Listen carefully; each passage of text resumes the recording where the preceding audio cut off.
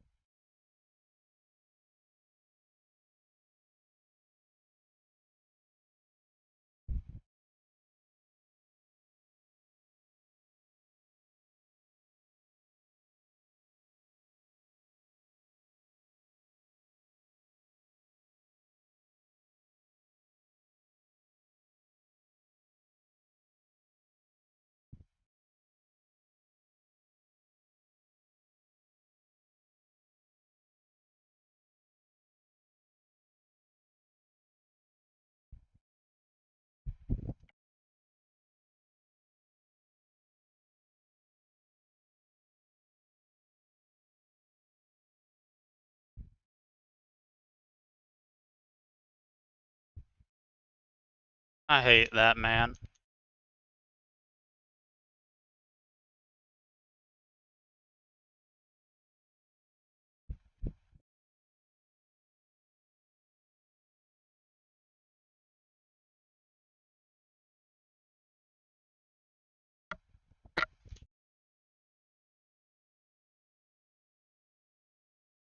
Uh,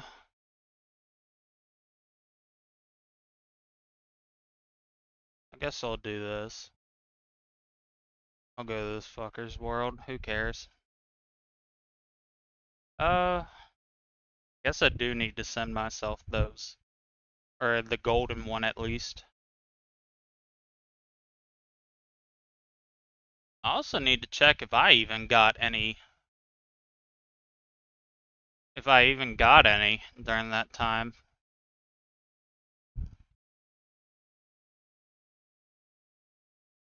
I didn't even get one? And fuck the game.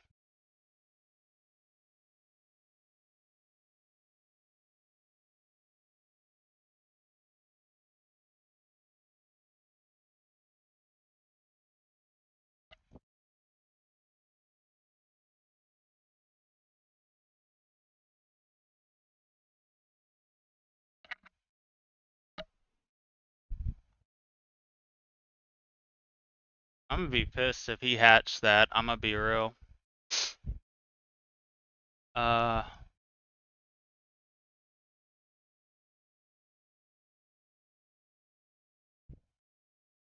uh,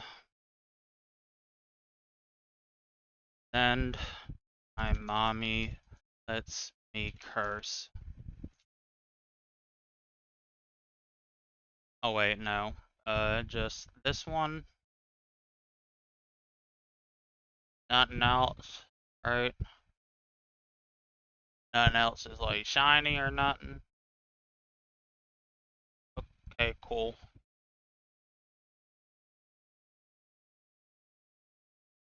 Alright, cool. Time to go to tech spawn.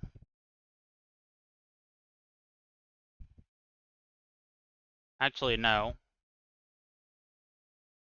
Why the fuck did I just lag so bad? What the fuck?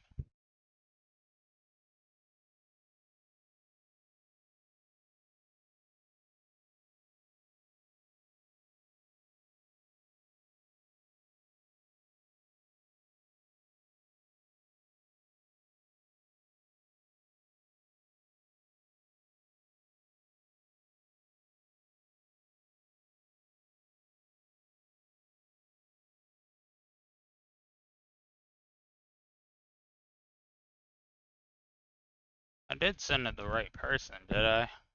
I hope I did. Oh, I still got a shit ton of tech keys left. What the fuck? Actually, wait.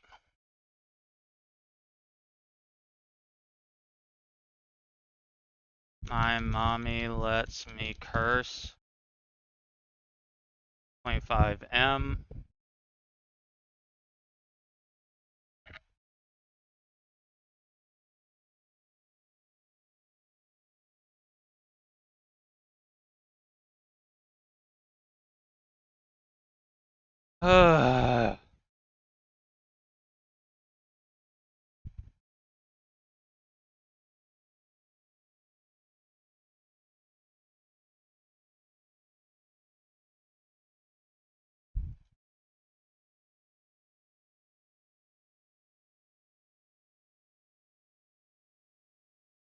Alright, time to see if I got anything else. I did, for myself.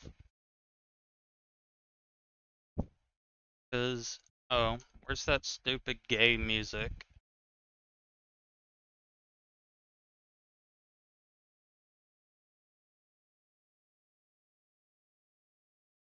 Disclaimer: the purpose of this video is an educational documentary providing authoritative Never mind. historic events in a journalistic context.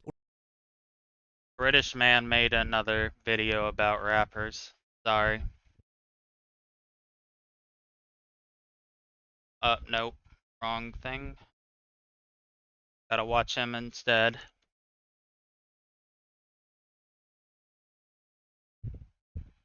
All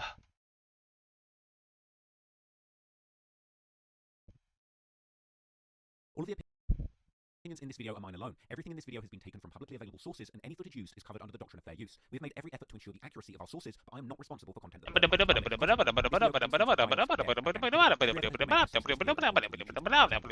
This video features no violence on screen, no explicit language, and no hateful language. If you want to see extended versions of my videos with much more detail, please visit patreon.com/traplawross, where you can watch the director's cut for just $2. But if you're not interested in that, hit the subscribe button and get ready to hear one of the craziest stories ever told. If you've seen my channel before, you'll know that I like to study the real stories behind gangster rap and drill music all over the world. From the gun-toting gangsters of Southside Chicago to the knife-wielding drillers on council estates in London, all the way to the savage suburbs of Sweden where the gangsters there are literally bombing their ops. But today, we're going to take a closer look at a city that has been long overlooked when it comes to rap music and street culture, Mobile, Alabama. This city in the Deep South has a rich and deep history of conflict, all the way back to the Civil War that put a stop to the booming slave trade in the South. For over 200 years, African Americans living in the South have suffered brutal injustices and discrimination, with the civil rights movement emerging in the 50s and 60s, fighting for the rights of black people living in this historically intolerant area. And while black people are on paper now fully integrated into society in the Deep South, despite being a majority in the city of Mobile, there remains a clear divide between the haves and the have-nots, with the African American community in the state, on average, earning significantly less than other races in the area. And as a result, just like with many other cities in the USA, many neighborhoods occupied by predominantly African Americans don't receive the support or investment they need to prosper. This leads to social issues and the formation of gangs who resort to crime to make ends meet and put food on the table. Unfortunately, gang affiliation is often handed down from generation to generation, and many young people are born into gang affiliations due to their family or neighborhood ties, being forced into a deadly street war that they never before. In Mobile, Alabama, one of these young men, born the son of an infamous gangster, would grow up to be notorious himself, both for his activity in the streets and for his slick and insightful music, painting a picture of the street lifestyle in the Deep South that had rarely been represented in music. Nashon Jones, better known as Honeycomb Brazy, is the most buzzing rapper currently emerging from Mobile, Alabama. His relatively short career in music has been marked by extreme highs and lows, with deadly and violent encounters in the streets, as well as bitter feuds that have spilled into the rap game. Honeycomb Brazy has been in some of the most shocking situations you could imagine, from shooting and paralyzing his own cousin at just age 13, killing a former friend and getting away with it, getting shot 8 times and surviving a coma, and at one point, things got so crazy with Brazy's enemies, who were unable to get to him, they would even resort to killing his grandparents, in one of the most brutal incidents of murder I have ever heard in any crime story. But in the midst of it all, Honeycomb Brazy has continued making music and documenting the insane lifestyle that he was born into. From his meteoric rise in the scene in 2018 to long periods spent incarcerated on serious charges stemming from his numerous encounters with the law. Indeed, Brazy lived a serious life of crime before releasing any music, as can be seen from his gallery of mugshots and countless photos from behind bars where he can be seen posing in his best prison fits, still rocking designer clothing in prison. And according to Brazy himself, he spent a whopping half of his life behind bars. But I was on a 20 split 4 years. I did 4 years, then 3 years, then 2 years, then 1 year, then these 11 months. Now, Brazy was freed again in late 2023, going on to release numerous songs which hit millions of streams in just a span of a few months, before getting locked up once again at the peak of his career in early 2024. And today, Honeycomb Brazy is still incarcerated. But while he rots away in a cell, in the streets, and online, places like YouTube and social media, millions of fans are obsessed with the story of Alabama's most buzzing gangster rapper. So today, we're going to take a closer look at Honeycomb Brazy, Why are those war in Mobile, Alabama, one of the most dangerous feuds the rap game has ever seen. why are those white people out there like that? That is not ours.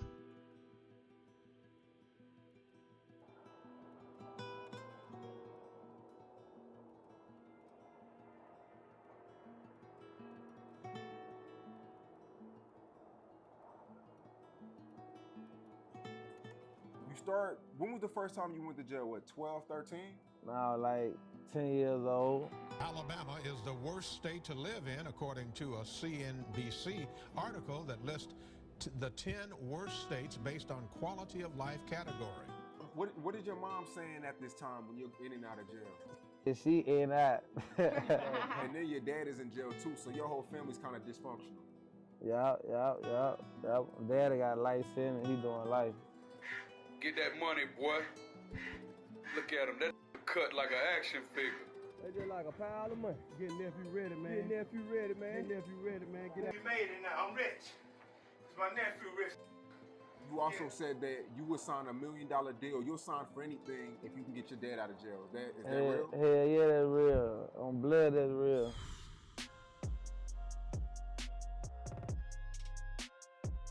But then I gotta be. Hey, because you know they might snitch. I be like, the law. I would cooperate for a life sentence. You know I know about my dog.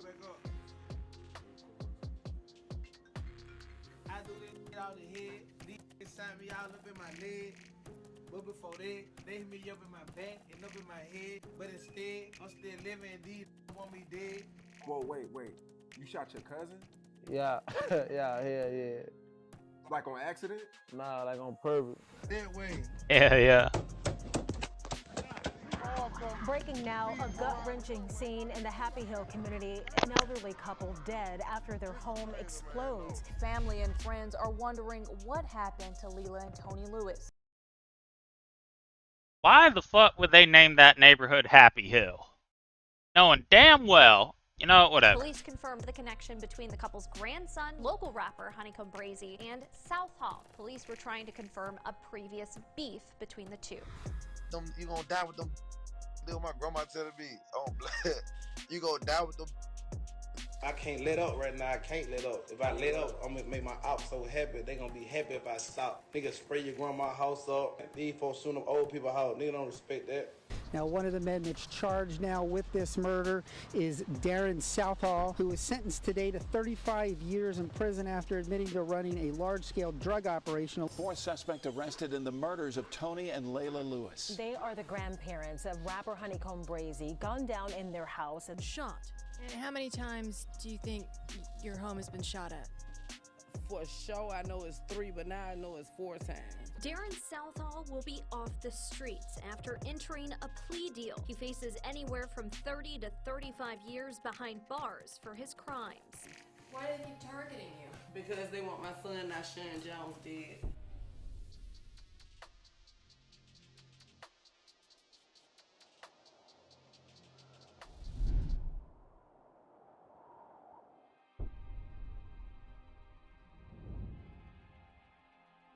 Today's story takes place in one of the most notorious cities in the Deep South, the city of Mobile in the state of Alabama. Mobile is known for its key location as the only major city in Alabama with sea access. Therefore, it also has the state's only saltwater port, allowing large ships to enter. Moreover, after an annexation of several communities, which pushed the city's population past 200,000, Mobile is now the second largest city in Alabama after Huntsville, now passing Birmingham and Montgomery. And Mobile is known for its rich history, actually being the oldest city in Alabama, and according to some, it's even the location of the oldest Mardi Gras carnival celebration in America, which allegedly even predates the New Orleans Party Fest. The city, which is now known as Mobile, was founded in 1702 as the first capital of the French Louisiana, and it was then also part of the colonies of Great Britain and Spain before eventually becoming part of Alabama as it became the 22nd state of the United States in 1819. But Alabama, including Mobile, also has a much darker history that is haunted by the shadow of the brutal slave trade. By 1840, Alabama had become the largest cotton producer in America using African American slave labor, and as the only port town in Alabama, Mobile became the second largest in cotton exporters just after New Orleans, as well as being at one point the home to the largest slave market in the entire Deep South. By the 1860s, almost half of the population of Alabama were slaves, and slave plantations formed the core of Alabama's economy. Even after the US banned the importation of new slaves in 1808, slave ships from the Old World would continue to smuggle in new slaves from Africa through Mobile, and in 1860, the last known international slave ship to America, called Clotilda, arrived in Mobile, smuggling 110 slaves from Africa. This also included the last known living survivors of the transatlantic slave trade in America, Cudjoe Lewis, Sally Smith, real name Rodoshi, and Matilda McCreer, who was actually the last slave to pass away in 1940. After having been freed at the end of the Civil War, about 30 of the former slaves bought by Clotilda, led by Cudjoe Lewis, established a community about 3 miles north of downtown Mobile, which became known as Africatown, which by the 1950s... Why the oh, he in the trading plaza? I don't want to join in the trade. I don't want to go to trading plaza. I ain't got none.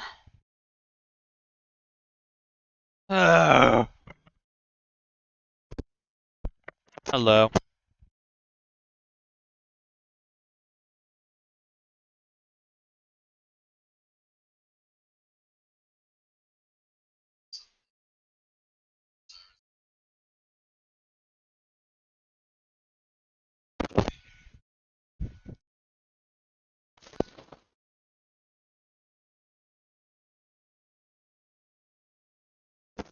Oh.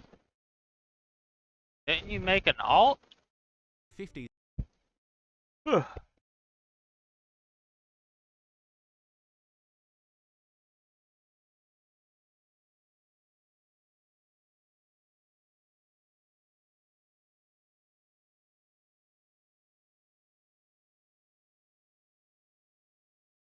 What's your alt doing?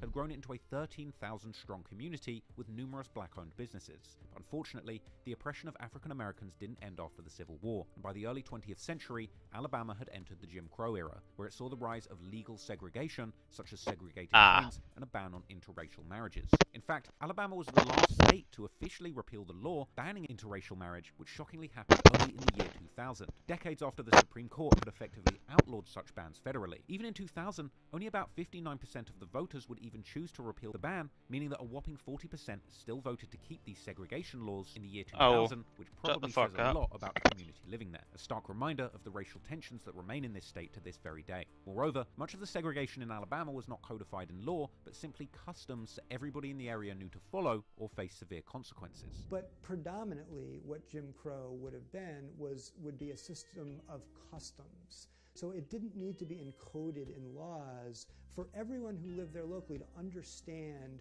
what was acceptable and what wasn't in terms of the racial order. And that racial order actually differed quite a bit in terms of what was acceptable and what wasn't from place to place.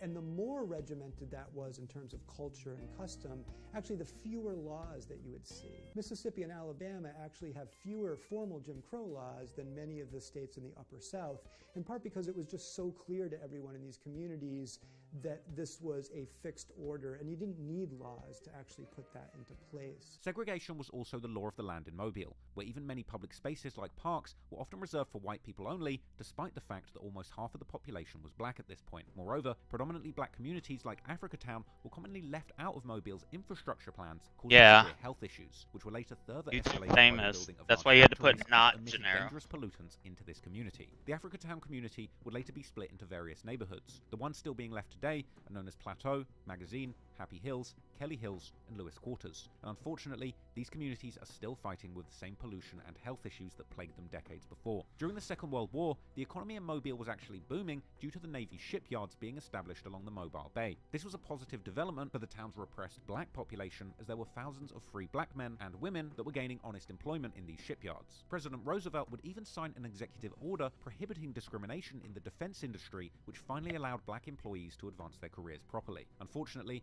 This would cause many of the white employees to become envious of the black people who were now competing for the same jobs as them, and this would eventually cause huge racial riots as white men would begin violently attacking the minority black employees. Later, during the civil rights movement in the 1960s, Alabama would see the rise of one of the most violent Ku Klux Klan organizations of its time, the United Klans of America. Oh, whose did members you? carried out numerous violent attacks in Alabama, such as the so-called 16th Street Baptist Church bombing in Birmingham in 1963 that ended up killing 4 young black girls. In recent decades, Mobile, like the rest of Alabama, has struggled with relatively high levels of poverty, with the state commonly being amongst the 10 poorest in the nation. And this poverty has affected the black population there particularly, who despite being the clear majority in the city of Mobile, on average are earning by far the least compared to their counterparts of different races. And with high levels of poverty and marginalization, naturally, high crime rates would often follow, and Alabama is no exception to this. For example, the state has ranked amongst the highest in gun violence statistics for years now, and Alabama also had an alarming increase in stats like the I see it, I got a huge.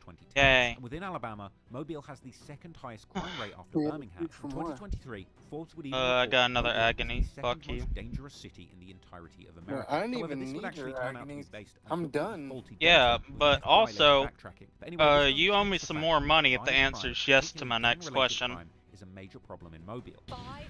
Did you open that moth yourself? Gang problem and what the city Yeah. is doing to Yeah, you fight owe me it. some bread. Just yesterday, we told you how Bro, I prosecutors believe the spent shooting death of 800 15-year-old mil. Anissa Baker at the Grand Hall You did was not. the result of a I gang swear, rivalry. like, Tonight, we oh turn our fuck, if I attention could once again to screenshot the those violence lobby in chats. our community. 2 arrests have been made for last Why night's would you deadly do that? shooting in Pritchard. Both suspects have been charged with murder. Hey, I was, As they go to get in the car, he praying for reacts to something big. someone across the I was street like, yeah, and what begins if- firing. what if I'm the As the first one two to get the exchange Titanic gunfire, outta his here? friends hit. And then I looked, I'm like, wait, there's no Titanic. Stupid But it was ass. too late. I know, I'm just playing. I was like, what if I get a rainbow? That'd be awesome.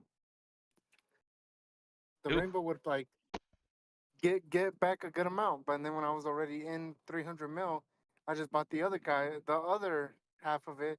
I was like, let me just buy the rest. Might as well. I'm here. Yeah, might as well. Yeah, I'm at work. Why? We got 12th place in the guild war, in the clan war. The South will rise again. Oh, my bad. You're in the top 12 clan? Yeah, my clan got 12th.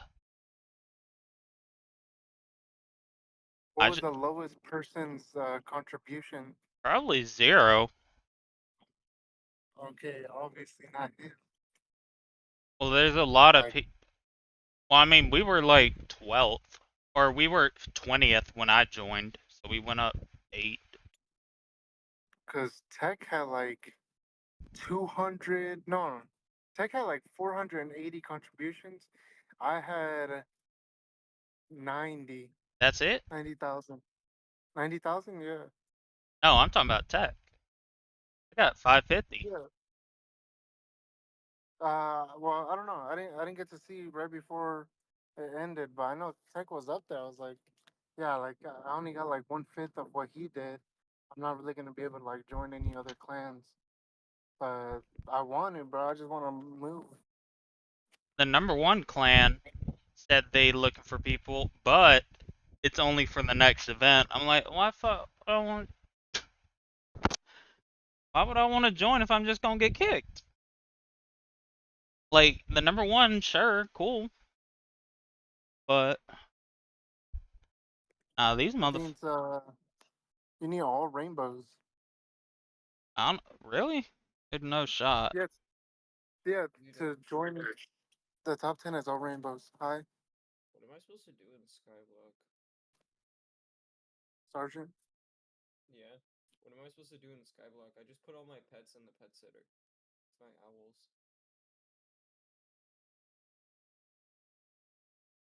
I don't know. I just been flipping skins for like 3 weeks.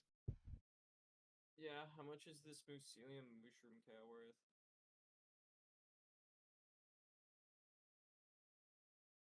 $1. Turkey chicken skin, $2.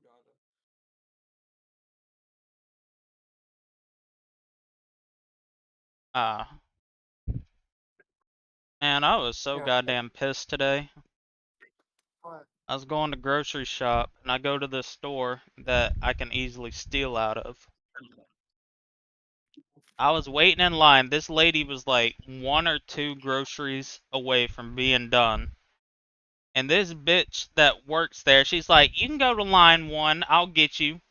I could've smacked her. I was so pissed. Like, bitch, I bet you could get me. But I don't want you to. You're like, you start putting everything away. I don't even want to buy nothing, actually. Well, like, I forgot my wallet. I'm able to be like, scan, scan, skip, scan, scan, skip, skip, scan. And 2 PlayStations are left the building. This only food. It's only Oh. food, grocery store. You think I'm gonna steal out of Walmart? You have lost your fucking mind. Why? Walmart's easy as fuck. Not now. Them new cameras they got? Hell no. Oh, we been had the new cameras. But what's retarded is like if you hold something on top of it, if it saw that you moved something over it while it scanned, like if you have a candy bar under a fucking, I don't know, like a PlayStation 4 controller, if it knows that you scan while you swiped, it doesn't like detect anything. Yeah, but they see your stupid ass putting something over the camera. They look at the footage. No, you don't even gotta put your hand over the camera. All right, Sergeant, what do you want to do on Skyblock? Still just fish or play or dungeons or combat? I don't know. I don't know what to do. Are you at work, Dell? Yeah, when do you get off work, Deleter? 6 more hours. Dell, you at work? I probably won't be on. It's my sister's Oh, hey, Cal. Hey, Chandler. Can I try to riz you up real quick? I can't right now. Dark Brandon struck again yesterday. Oh, wait, what happened? Trump got Oh, yeah. found guilty on every charge. But Yeah. now leftists have the meme. We have Oh, that yeah. that fucking girl that all the people use in SJW compilations. You know what I'm talking Yeah. about? Yeah. Yo, the Trump people gave us one. Look at Oh, that. nice. Oh, shit. That's pretty. That's skibbity. Alright, go ahead and Riz sexually you up? harass me or whatever. Okay. Yeah. Yo, Chandler. Are you a baby? Nope. Tell No, her to no, no, rape no, no, you. no, no, no, no. What? I am streaming you, dickhead. Fuck you. Oh. Oops. Wow. I'm Big on Cal, YouTube. Who which his cares? real name I fell is. off on YouTube. Who cares? My name's David Calvert from Grants Pass, Oregon. My birthday was February 24th, 2001. My name's Braden Asselstein. I live. Wow. Speaking of them, fucking Agility still plays Roblox. Yeah. He told me, he's like, who is this? And I told him it's like 4chan chan. He's like, I don't talk on here. You got whatever that Telegram? pedophile app y'all use to message Telegram? each other. Yeah, Telegram. You got Telegram? And we're like, shut the hell up. I'm like, I'm not talk. I don't want to talk to you that much. Hey, Deleter. I don't want to talk to you that badly. Deleter. Yeah, what's up? Do you know anyone selling any, like, Cata 50, 70 plus bill net accounts with, like, 50 skill average? Me? You could just buy my account. Your account? He is Yeah. not I'm not Cata buying an 50. account. Yeah. His basic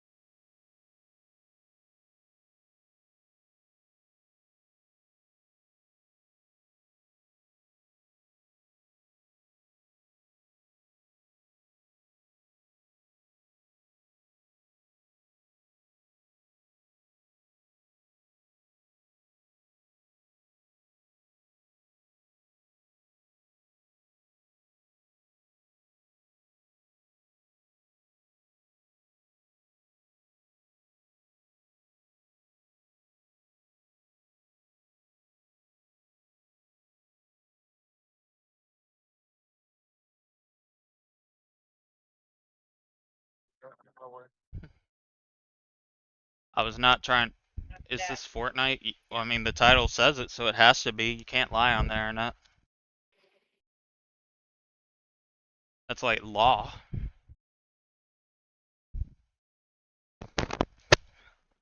It's on Allah. Yeah, it's on Allah. Allah. Oh, You see what Andrew Tate posted yesterday? he's still alive. Yeah. Look in general. Give Oh, me I a, thought he got gunned down already. look what he posted on Twitter. I don't know.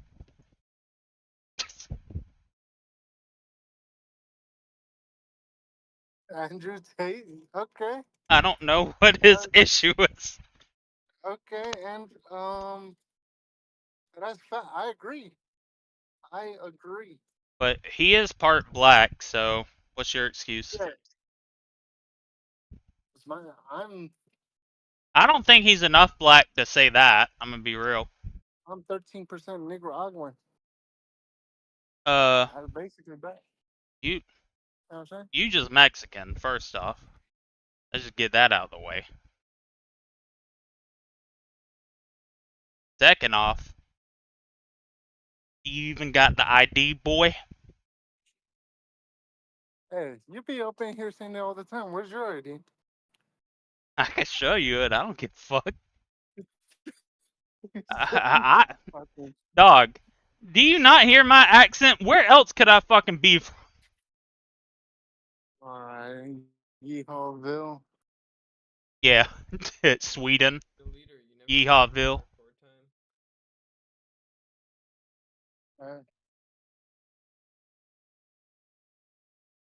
Next, what's RJ? You never beat my part. Hit the pavement. It appears as though he's dodging bullets while firing at least 7 shots. 6 people What up, mob? have been indicted by a federal grand jury charged with conspiracy to commit murder for hire. A wild and crazy scene Friday night at a Chevron on Spring Hill Avenue. It all started around 8:30 when you see this woman get out of her car holding a gun and walk over to this burgundy car. She tries talking to someone in the back seat, but the driver starts pulling off. As the car swerves out of the parking lot, you see gunfire coming from the car. If you look closely, you can see where at least 3 bullets hit the concrete, one of them hitting the woman, who starts shooting back before running to her car and speeding off. Customers dropping to the ground, some running inside for cover. Mobile Police Detective Glenn Barton says the genesis of the March 18th double homicide was an ongoing war between a gang known as 2K Babies, or 2KB, and the South End gang. Cortland Parker, the detective says, was the leader of the 2KB gang and was upset over the killing of his cousin, and a taunting rap video posted online 7 days later. Well, it has been a violent 72 hours in Mobile. 17 shootings, 1 stabbing, and a strangulation. The sheriff's office says this all started last Tuesday near Dolphin Island Parkway and Military Road when a sheriff's deputy spotted a vehicle matching the description of a kidnapping suspect speeding down towards Johns Lane. Kevin Levy with Mobile Police says there's an alarming trend of children getting involved in gang activity in the city. What's alarming is the age of the people who, the young youth who choose to participate. And what happens is you sort of get the snowball effect, right? And interestingly, considering the uphill battle that African Americans have faced in this historically oppressive state, when it comes to the rap music that young people growing up in Alabama were making to express their experience in the state, the young rappers coming out of Alabama would ultimately struggle to gain relevance in the wider music scene, with some of the very early examples being the late 90s rapper Drama with his song Left Right Left gaining some national momentum, and into the late noughties, rapper Rich Boy would have a hit song with his track Throw Some D's, blowing up in 2007, around the peak of the so-called Dirty South era, which would later become known as the Dirty Decade, a period in rap history spanning from the late 90s to the late 2000s that saw many rappers from the southern states other than Alabama, like Texas, Georgia, Louisiana, and Memphis, making a significant name for themselves. However, since the late 2000s, when Huntsville, Alabama-based rap collective Slow Motion Sounds and other associated Huntsville rappers like Jackie Chain and the Paper Route Gangsters were making waves in the underground,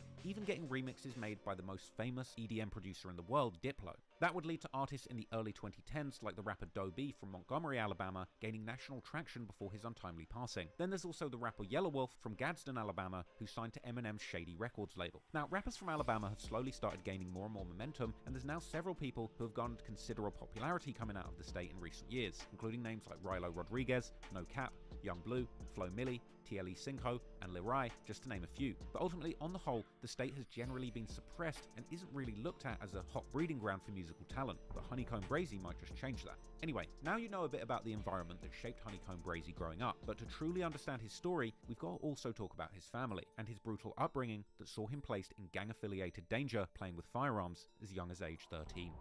W. Honeycomb Brazy's family have deep ties to the Mobile gangland that go back decades. Brazy's father, Nashawn Barnes, was known as Big Honeycomb or simply Big Comb, and he's by all accounts a well-known figure in the streets of Mobile, Alabama. He had been allegedly involved amongst other crimes in a major cocaine dealing operation in Mobile in the early 2000s, with an eventual indictment revealing a large dope dealing conspiracy that saw Big Honeycomb caught red-handed with 5 kilos of powder. Oh, Big wait. To allegedly rep the notorious Bounty Hunter Bloods gang. Bounty Hunter Bloods are originally a West Coast-based Bloods gang set with a long history, originating in the infamous Okay, it still is a Gardens thing. public Cool. housing project in the Watts neighborhood of LA during the late 60s and early 70s. And famous Bounty Hunter members include rappers such as J-Rock, who's part of the label Top Dog Entertainment, which is known for launching the careers of artists like Kendrick Lamar and Schoolboy Q, and likely taking generous splits. J-Rock is known to rep the original set of the Bounty Hunters from Watts, whereas you've got people like the late Dallas rapper Mo3, who was actually part of a Bounty Hunter Blood set from Dallas, Texas, a gang which he repped before his untimely death in 2020. Now, the original LA-based set of the Bounty Hunter Bloods is known for their long-lasting and deadly feud with the Grape Street Crips from the nearby Jordan Downs projects. Both Grape Street Crips and Bounty Hunter Bloods have deep ties to the southern states too, partly due to the fact that many LA gang members actually moved to the south throughout the years, eventually forming their own branches that may or may not have existing ties to the original West Coast branches of the same gang, but also due to more strategically established interstate drug lines in between these different branches of the gang, which allowed these interstate gang sets to work together, bringing in lucrative drugs like methamphetamine from the West Coast to southern states. And those who might have seen my video on the Wolf of Grape Street might remember that this is exactly what the LA rapper O3 Greedo, who was allegedly part of the original Grape Street Crips, was busted for doing in Texas. Now, the gang lineage of the Bounty Hunter Bloods in Mobile, Alabama was clearly passed down to a young Honeycomb Brazy, who took on his father's street name, originally going by the name Honeycomb Jr., something that he would display proudly on early Facebook and YouTube accounts, as well as early mixtapes, and later paying homage to this nickname in a creative song and video called Honeycomb Brazy vs. Honeycomb Jr. Now, Honeycomb Jr. would display his connections to the same gang as his father with a lot of pride, presenting as a Bounty Hunter Blood in public, often repping a red bandana and clothing, and replacing his C's with B's and K's in social media posts. We own it. You know that black gang forever anyway. Yeah, I'm trying to meet the game. Somebody hit the game up. Tell the gang come for brazen. He real blooded on guard. He gonna die about it. Yeah, he gonna really die about it. You heard me? Yeah, for real, for real. But yeah, though, that big sauce wall, I fuck with that big sauce. I fuck with sauce. I think sauce bounty hunter too. I don't know though. I see those, you know, I'm bounty hunter. You feel me? But look though, goddamn, I fuck with sauce. Boom. I got it out the gate. I really put all the blood. Like, I ain't gonna lie. But unfortunately for Honeycomb Jr., Big Honeycomb would end up getting arrested and charged in 2008 for an armed robbery and attempted murder. According to court documents, Big Comb and his partners broke into a man's home masked up during what at first appeared to be a standard home invasion robbery. However, according to the victim, after taking his money, Big Comb would remove his bandana, telling him that he didn't want his money but his life, before stabbing him several times. He and his partners would then attempt to seemingly set the victim on fire with gasoline, but he would manage to escape to the bathroom, where Big Comb would end up shooting him. The victim would then allegedly escape from the house, whilst Big Comb and his accomplices fled the scene. By what seems like a miracle, the victim would actually end up surviving this ordeal, but given the brutality of these alleged events, it's no wonder then that the judge would decide to come down hard on Big Comb, giving him a life sentence, with his profile at the Bullock Correctional Facility listing a brutal 999 years, 99 months, and 99 days remaining on his sentence in perpetuity. So without his father to help him navigate the streets, Honeycomb Jr. was left to survive in the hard streets of Mobile by himself. You also said that you would sign $1 million deal. You'll sign for anything if you can get your dad out of jail. Is that real? Hell yeah, that's real. On blood, that's real. Hell yeah, why not? Money ain't shit to get. Big Honeycomb had his most recent parole hearing in 2023, but his request was duly denied, and his next opportunity won't be before 2028, with it not being hopeful that the system will grant him a second chance. Big Comb's chances at parole seem pretty slim due to the fact that the current Alabama chair of the Board of Pardons and Paroles, Lee Gaffney, has actually denied nearly all parole requests since taking charge in 2019. But perhaps due to Big Honeycomb's status in the streets, he would continue to live life to the fullest, even behind bars, as Big Comb would be seen posting pictures on social media where he can be seen wearing diamond grills and designer clothes, smoking cigars or blunts and drinking lean, and even eating restaurant-quality meals, all from prison, leaving fans of Brazy astounded at how somebody is able to live such a lavish life behind bars and also be able to share it with the world on social media. I mean, Big Honeycomb is literally living a more lit life than me while serving life. It's crazy. But unfortunately, with his father out of the picture, Honeycomb Jr. couldn't rely on his mother for support, as his mother, Tanisha Jones, was also in and out of jail throughout his childhood, and she can even be seen to this day repping her alleged blood gang affiliations with her red hair looking like Sexy Red's long-lost auntie. Now, the red hair was actually a trend that many Bloods, including Brazy himself, actually followed at one point. What is your mom saying at this time when you're in and out of jail? She in that.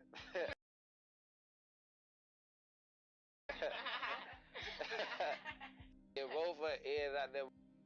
She can't say that. But the thing is, Brazy's gang ties in the family go much deeper than just his parents. Even Brazy's uncle, known as Gator Q, is allegedly another highly respected blood gang member, and at one point, Gator and Big Comb would even share a jail cell together where they could be seen together on videos that were posted to social media, where Big Comb films them doing their daily activities, like working out, with Gator showing his impeccable fit and what seems to be an enormous battle scar in the middle of his stomach. Get that money, man. This how we do in the federal prison right here. Doing day for day in this. Yeah. Gator, I see you, Mobile. Yeah. Uh-huh. Yes, sir. Nice. Uh-huh. Do that, motherfucker. What? 250. Yes, sir. Ain't bad with this. Yes, sir. Yes, sir. Uh-huh. Going back down. Yes, sir. They would also show family photos, with Gator at one point saying how he's rich now because his nephew is rich, while showing an old picture of him repping the blood gang when he was Honeycomb Jr.'s age, all saying how he's been incarcerated ever since he's been doing this red shit. Let them know your uncle still standing. And for all the hoes they turned their back on me, we made it now. I'm rich. Cause my nephew rich. Yeah, that's what time it is. See these motherfucking pants right here? I know they don't wear this shit no more. I'm gonna show you when I left the street. Been doing the red shit. When I was a little, I was your age, little Cone. Right here, when I came in this motherfucker. One love.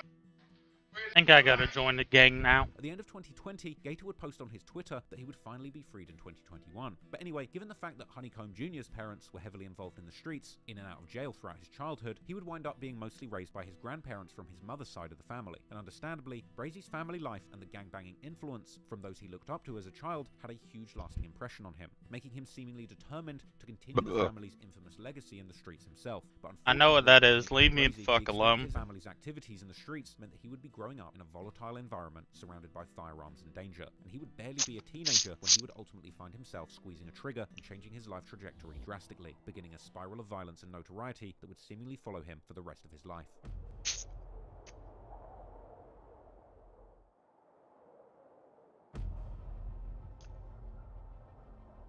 Honeycomb Brazy, full name Nashawn Terran Itez Jones, was born in Mobile, Alabama on the 23rd of February 1995. And despite there being some rumors that he was born in Atlanta, it's Mobile, Alabama on his birth certificate. At the time of his birth, his mother had only just turned 16, and she would post the birth certificate on Facebook with a caption revealing that she had indeed gotten pregnant at just 15 years old. And a young Honeycomb Brazy would seemingly spend much of his childhood in a small house owned by his grandparents, located on Dr. Thomas Avenue in the Happy Hills neighborhood, part of the historical Africa Town community.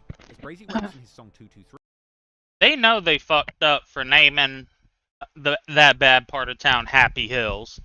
They know they fucked up for that.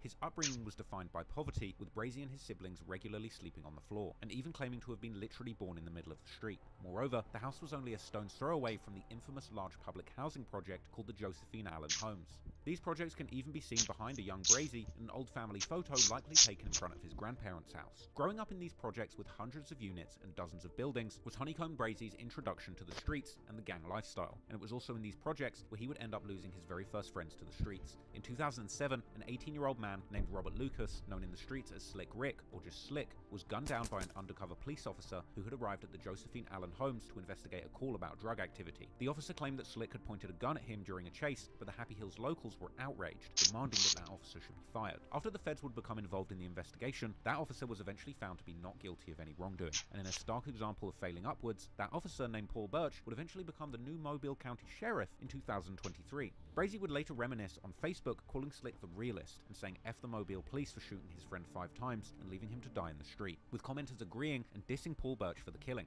Eventually, in 2011, the city of Mobile decided to close down and demolish the Josephine Allen homes. However, that demolition would not take place until almost a decade later in 2020, and in June of 2011, when the projects were still inhabited, an intern from the Mobile Youth Survey would keep a blog on her summer job surveying young people in Mobile and discussing the environment around the Josephine Allen homes projects, with these blog posts including long passages all about the shocking amount of gun violence that was witnessed in this area. And at the end of her week in the Happy Hills community, she would actually conclude by writing about the feeling of hopelessness that the youth in this neighborhood were feeling, fearful of them being consumed by the gang life like their older family members had been too. Being raised in such an environment by a family with deep ties to the streets, it didn't take long for a young Honeycomb Brazy to also get involved in the life of crime, and at just age 10, he would get his first major run-in with the law. Brazy and his friends would break into a store to go and ride go-karts and vandalize the place, with these wild childhood activities landing Every Brazy in kid trouble does with the that. law very early in his life. Brazy later explained in an interview that he's been on probation ever since this incident, and he wouldn't even make it to high school as a result. When was the first time you went to jail? What, 12, 13? No, like 10 years old. Broke in the store, broken room to go, bullshit. Rooms to go. Yeah, I broke in the factory though. They had a factory. I was just riding the golf cart and sitting in that whole the little thing, you little fuck. Just having fun for real. Them folk locked my ass up. You broke in the rooms to go, like just riding go-karts, not really stealing anything, but just having a good time. Yeah, I up too though, knocking over too though. I was up, like busted a snack machine and just bad as fuck. Man, you wild as hell, man.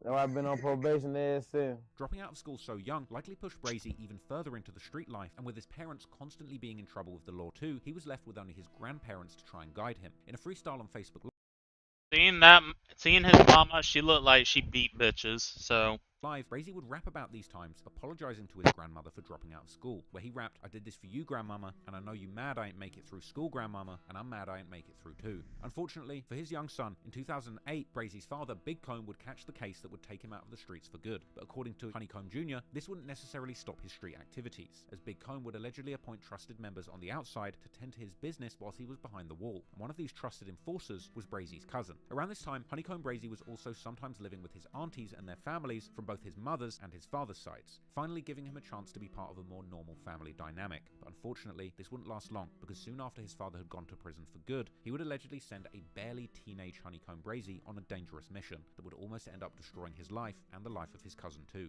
But like I would stay on my mama though. I stay with my Aunt Tony, you know. But they shooting my Aunt Nisha house sometime, but I end up shooting her son. That was my cousin, so they all type of shit going on. Whoa, wait. You shot your cousin? Yeah, yeah. Like on accident? Nah, like on purpose.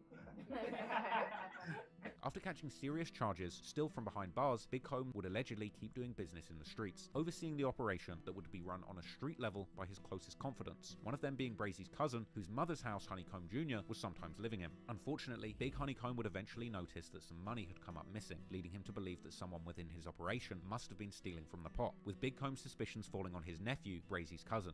Was it like a family, or like was it an argument? Like, can you take us through that situation? Nah, that was like him and my dad, some shit with him and my dad, you know. He had some money came up missing. I'm just gonna say that. Some money came up missing there with my dad. You know, he was locked up. You know, they gave him life and shit, so I was tripping already. When he went that to me, you know, I had with the whoop. Big Honeycomb seemingly wanted his 13-year-old son, Honeycomb Jr., to go and handle this dispute over the drug debt with his own cousin, who he was at least sometimes living with. That cousin and Brazy's aunt lived in Plateau, another one of the older Africatown communities located across an interstate that runs through them. And so, on the instruction of his father Big Comb, a 13-year-old Honeycomb Brazy and his friends from the Happy Hills would make their way to Plateau, where he would end up confronting his cousin, shooting him, leaving him seriously injured and ultimately paralyzed. I was like 13 years old. Like, Pop been gone there since I was like 12 for real when he left. But I was 13 years old when I took the hit for him. And you know the streets know about that. That I end up paralyzing my cousin. About that right there. You know, paralyzed my own cousin. Took a hit from a pop. 13 years old, I took a hit from my pops, man. On dick, on blood, man. That's how I ended up going to prison when I was 15 years old. Y'all want to know the story? Wait till my dad to get on here and tell y'all. That's how I went to prison when I was 15 years old, man. I took a hit from my pops, man. On blood, I took a hit from my dad. And y'all never did no shit like that. You 13 years old, your daddy hit you up here in jail. Man, they trying to give me life, man. They trying to give me life. They whoop. Get a rent off, whoop. He wet. Man, for real, man, yeah, man. I'm telling you, man. You know, man, little one, man. I'm 13 years old. Did I go spin like the way? After shooting his cousin, Brazy obviously couldn't just return back home to either his grandparents' or auntie's cribs, and to make matters even worse, the family from his dad's side were now furious with him, with his own grandmother hoping for his death. Yeah, my grandma mad. My grandma told me on dead. Then my dad and mama. I'm like, what up? I hit them, they blow my phone. I'm like, what's up, Granny? You gonna die with them? You gonna die? Yeah, cause you addicted to porn. I call my dad daddy. That's my daddy. It must be a southern thing, I think. Cause that's what I call my dad.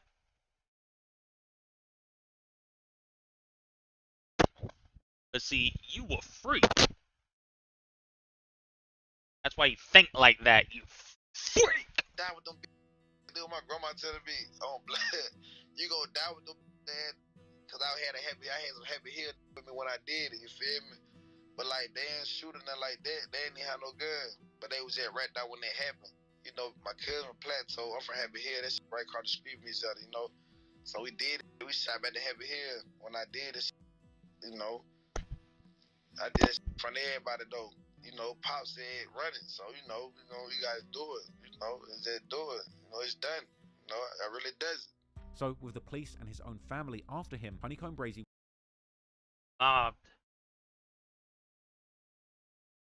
You hear that new Eminem song?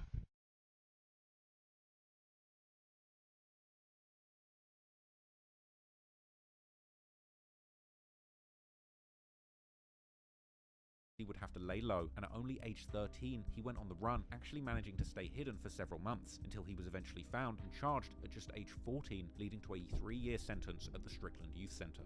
Now, I get locked up when I'm 14. I went on the run. They caught me when I was like 14. I got out when I was goddamn turning 17. I was like 16 when I got out. Then I was turning 17. However, Brazy, many years on from this incident, would actually show remorse for his act. I refused to listen to it because I saw a lyric card that said, I know R. Kelly's favorite band, the Black Guy Peas. I refuse to listen to that song. Nope. Later revealing that he doesn't have anything against his cousin and that he would have handled things completely differently today. I was young then though. Like right now, I don't know if I still do that again. Cause I still fuck with Buzz. It was just a misunderstanding, but you know, I would have thought better about it. But I was young. Then my dad is telling me to run it. So you know, dad is telling me to run it. You know, finna run it. You know how that go. So I read that bit though.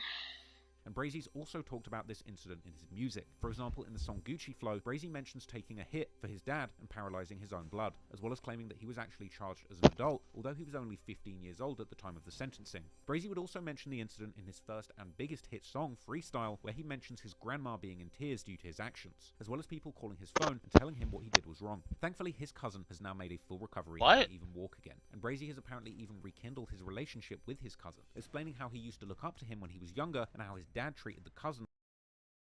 I never fucked with his old shit either. That's why I'm a bona fide Eminem hater.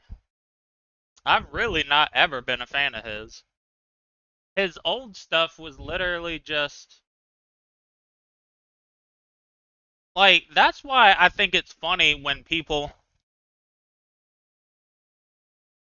try to put him in, like, a top 5 for best rapper ever.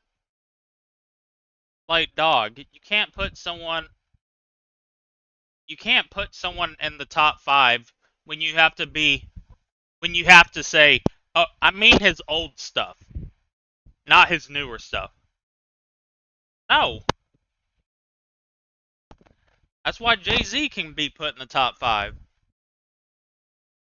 Because Jay-Z, even up to 444 was good. Well, dog, I mean, let's be fucking for real. I don't want to listen to a guy talk about how he's gonna kill his wife. Like, why would I want to listen to that?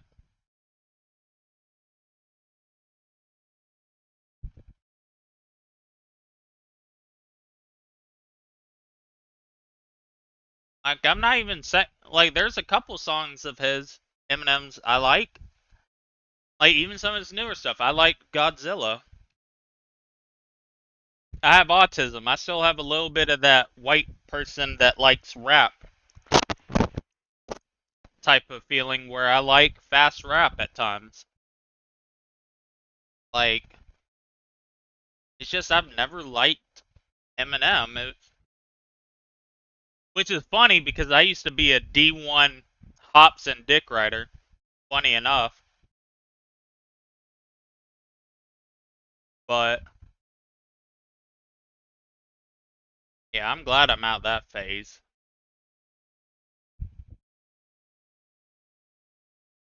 I had Hobson and everybody on his labels. Like Jaron Benton thought was good. But like, yeah, I was a big Hobson dick rider back in the day. I feel stupid now, but it is what it is. Like he was his son, and Honeycomb Jr. like he was the nephew. Well, nah, he back now though. He back wobbling. He straight. We straight now though. You know, we cool. You okay? So you shoot your cousin. He gets paralyzed. What is your relationship like afterwards? He came. I ain't gonna. I with him. He, you know, we straight. We straight. You know, cause I used to look up to him when I was young. You feel me? Like I used to look up to him. Like my daddy put him on type. You know. He was like, my daddy treated him like that was his son, you know, and I was like the nephew for real.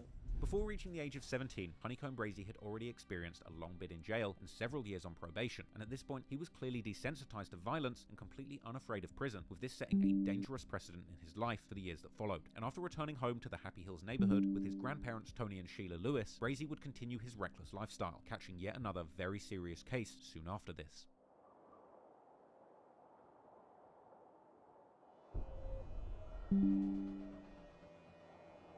According to the news reports, on December the 12th, 2011, Brazy and his right hand Dietrich Thomas, known to his friends as Det, were walking on the 800 block of Center Street. However, the reports don't specify which Center Street this is, as there's several of these in Mobile, including one in Plateau, which would indeed be the closest location to Brazy's grandparents' house. Anyway, at around 5:45 p.m, the pair would approach a man walking on the same street, stopping to talk with him until one of them pulled out his pistol and shot the man in the leg. Brazy then allegedly ran through the man's pockets, taking his money, before the duo fled the scene. And not long after this, police would arrest Brazy at his home, charging him for the shooting and the robbery. Interestingly, even at just age 16, the news would mention him by his street nickname, Little Honeycomb, which really highlights just how much notoriety Honeycomb Brazy and his family had garnered amongst the mobile police at this point. In his Say Cheese interview, Brazy actually claimed that he wasn't the shooter, but he wound up taking the charge for his friend. I was like 16 when I got out, and I was turning 17. You know you can trade Robux, it's just Roblox is gonna take a little bit. And attempted murder. But I ain't even do that though. My partner did, his name did, he did it. But I just took the case for him though. And Brazy would further expand on the situation during one of his many Instagram lives, again claiming that Det was the shooter, and he just happened to be there, whilst also explaining how the victim had never seen Det before, but knew Brazy, and therefore told the police it was him. Brazy would then end up keeping his mouth shut, ultimately going down for the crime. But Det had wet ass up, raw. Actually, wait, never mind. Didn't know who Det was, knew me. Ignore what I just said. Now, I know that attempted murder in the robbery first. You would have to spend more money. Never mind. So now I'm in this like, man, damn. They want me to tell. I can't tell. So get what? I took 20 split 4. But 3 months after the incident, on March the 4th, Brazy was set to appear in court. And on that very same day, Det was playing dice on the porch of 940 Semler Street, right on the border of their Happy Hills community and the city of Pritchard. At some point, Det and a 40-year-old man named Anthony Jenkins had allegedly fallen out over a mere $5 bet, which would tragically escalate into Jenkins shooting Det in the head, killing Det at only 17 17 years old. Det's death would cause deep tensions in the neighborhood, which according to the police would lead to shots being fired back and forth between the families of Det and Jenkins, even requiring police to protect Det's funeral. Now, Jenkins had a track record of criminal behavior, such as robbery, but shockingly, after he surrendered to the police on the 8th of April 2012, he would soon get out on bail with bond set at a mere $50,000 on this serious charge of murder. There was also seemingly no rush on a trial date, as Jenkins was able to walk the streets freely for another 2 years until he was caught for yet another crime, this time possession of the so-called synthetic cannabis called Spice. However, even after that, he was still reportedly given a new bond again months before his trial finally began in 2015, and the news would also report that Jenkins, who was facing life in prison, had actually been offered a plea deal of a 20-year sentence if he pled guilty to a lesser charge of manslaughter, but he would reject this deal, opting to take things to trial in the face of a possible life sentence. And this would seemingly end up working greatly in his favor. Now, I haven't been able to find any concrete evidence of the outcome of that trial, but based on social media activity, it appears that today Jenkins is still a free man working an honest living. And even more shockingly, in December 2023, when Honeycomb Brazy was facing his latest run-in with law enforcement, despite being the person who had killed his best friend, Jenkins would post this on his Facebook, commenting that he didn't wish death or jail on anybody, as well as directly stating, "Free the young'un, Lil Comb Brazy." But regardless of the alleged killer ultimately paying homage to Honeycomb Brazy, Brazy would later reflect on losing his close friend during an Instagram live, clearly hurt by the fact that he was unable to be there for him, as well as likely being haunted by the fact that if Det had been charged with the robbery that they did together, he might still be alive this day. Soon I took the deal, Det get killed. That's why I long live Det forever. Like LD long live Det. Soon I take the case for Det, he get whacked the same day. Soon I go to court, he get killed the same day I take the case. To this day, Brazy pays respect to his friend and can often be heard saying on Det, writing LLD for Long Live Det on social media. Brazy has also mentioned Det in numerous songs, like his Jail Freestyle, a remix of Future's Perky's Callin', where Brazy raps how he can hear Det calling instead. While serving his time, Honeycomb Brazy would actually say that once he was free, he would dedicate himself to rapping in Det's memory. And he would seemingly also begin to mention a new crew or set that he would be carrying on Det's legacy under, naming his crew RN4L, meaning Real N-Word for Life. Around the time of Brazy's imprisonment, he and his friends would begin to rep the RN4L moniker, and besides Brazy, this crew would seemingly include original people close to Brazy, many of whom were also incarcerated, such as Duke Gotti, or Dugotti, another aspiring rapper at the time, who was also seemingly serving a sentence despite his young age, with videos of him rapping in jail surrounded by goons circulating online. Since then, RN4L has grown into a rather large set, as can be seen in social media posts, where Brazy can be seen proudly showing off his crew, who have the RN4L letters tattooed on their necks, arms, and even faces, all while they can be seen toting heavy weaponry such as automatic rifles and FN pistols. Yeah, man, a whole bunch of RN4S going on, man. Y'all know that, man. It's real deal gang related, man. Don't be stupid. Go shit everywhere. Y'all know the whole game that went off. Y'all RN4S. Y'all bitch don't be RN4S. I know the going on. Whole bunch of it, whole bunch of it, whole bunch of it, whole bunch of it. Oh, they try, man. Y'all know number 9, man. Stop playing, man. All on the face with this RN4S for real. Look. I know the going on, man. The RFOS, I'm gonna take over this. Y'all know this for real, man. We stepping on. Yeah. RN4L is also the name of Brazy's own record label that he's used to officially publish music, since his first hit song Freestyle in 2018, whilst partnering with different distributors on different songs. The moniker RN4L, or Real N-Word for Life, is actually commonly used in a lot of rap songs. For example, Rondo No. 9 from Chicago, who I recently covered extensively in my 6-hour documentary on his gang set 600, would famously drop a mixtape series with the same moniker, and Lil Durk also has a song named RN4L devoted to Rondo, after Rondo would receive a long prison sentence for the murder of an innocent taxi driver. But anyways, creating a new set was in the grand scheme of things just another example that despite his troubles with the law, Brazy was getting increasingly sucked into the street lifestyle. And when he was finally released in early 2016, Brazy was unfortunately incapable of staying out of trouble, because almost immediately after being released, he would catch yet another case, and this time the charge was much more serious. So I do them years, I get back out. When I step out, I stay out like a month and 15 days. No exaggerating on Black Gang, did no lie. I stay out a month and 15 days. I catch a murder charge. Boom.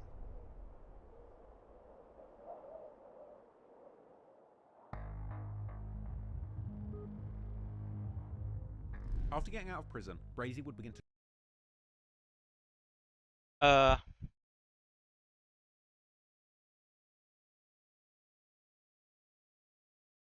give me a little bit of time. I need to go shit. Lol.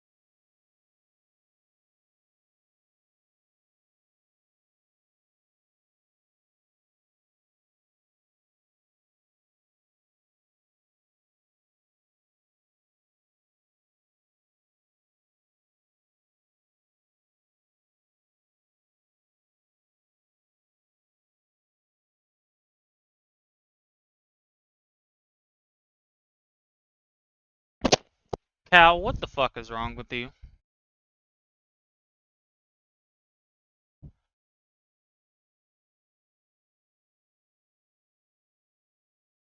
Like, genuinely, where did God go wrong with you?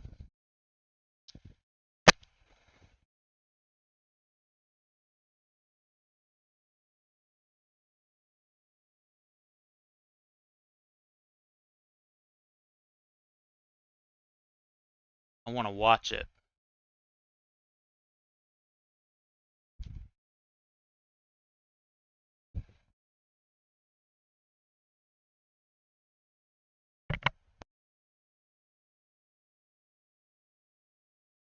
Hold on.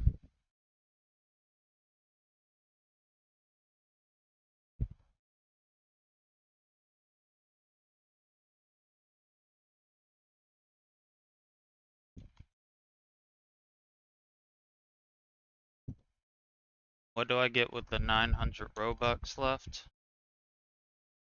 By the way, you can unban that guy, Gennaro. I already know.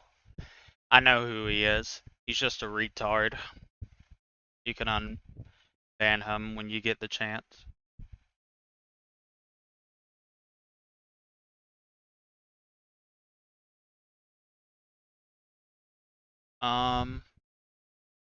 What else?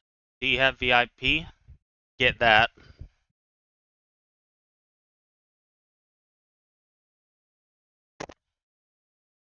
If you don't have VIP, get that.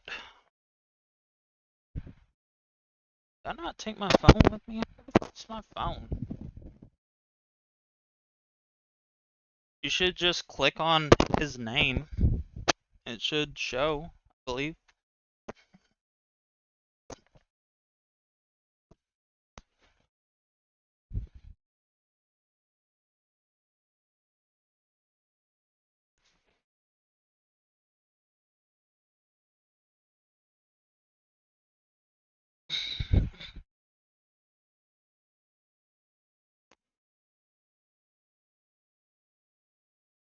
And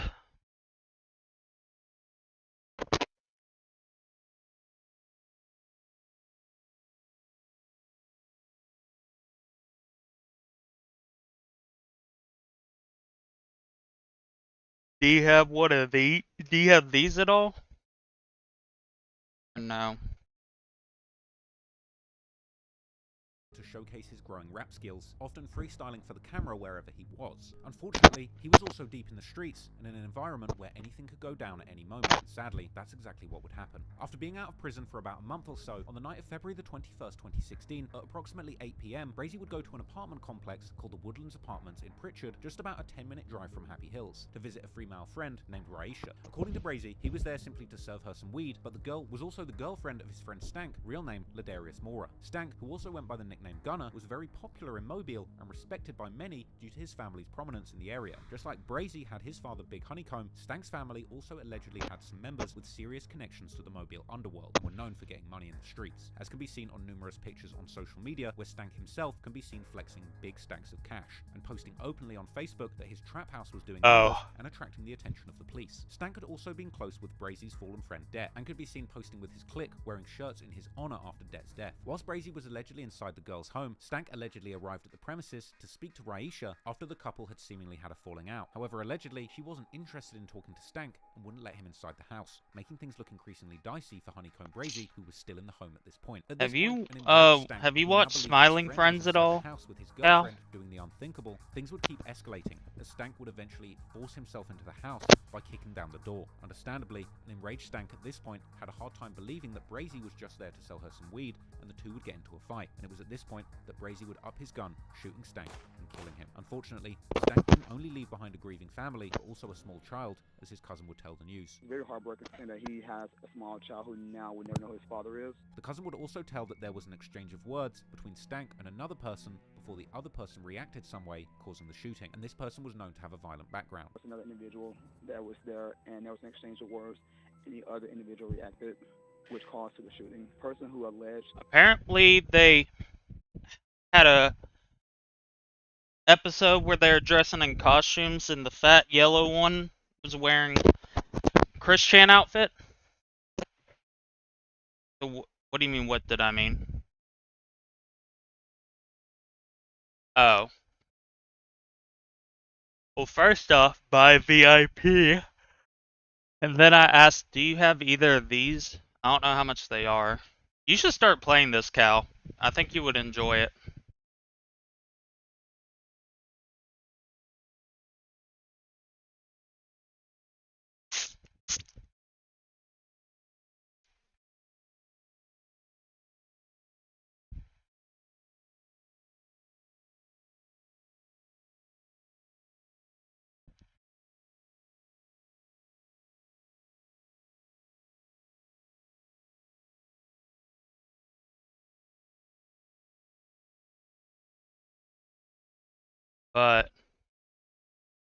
But you need to get this first. If not, Did the act is a person that already has a violent history? Police would comment that they hadn't yet arrested anyone, but they had a person of interest who would indeed turn out to be Honeycomb Brazy. We won't say whether he was inside the residence at that time or he just showed up on the scene.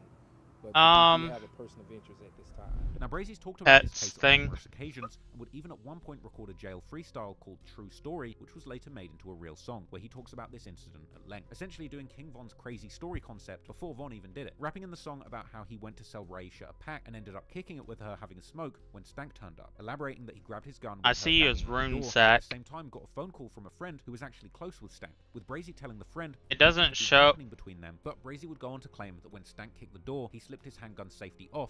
I'm actually in your Big Cal account. Concluding that despite growing up with Stank, he wouldn't allow him to I'm actually creating fake fake emails with your name. Self-defense. Ultimately, Brazy would indeed end up beating the charges for Stank's murder, as he was found by the authorities to have indeed acted in self-defense, with Brazy even explaining during a live how he's still cool with some of Stank's brothers, whilst others want him dead. I didn't look, man, I didn't kill brothers in real life, like locked up for murder, killing your brother, and still his brother's brother. Yeah. You see what I'm saying? Like, this real life, this is my, I still with the brothers I killed. Like, we still hang around each other. And you think they other brother don't even like me, he want to do something to me.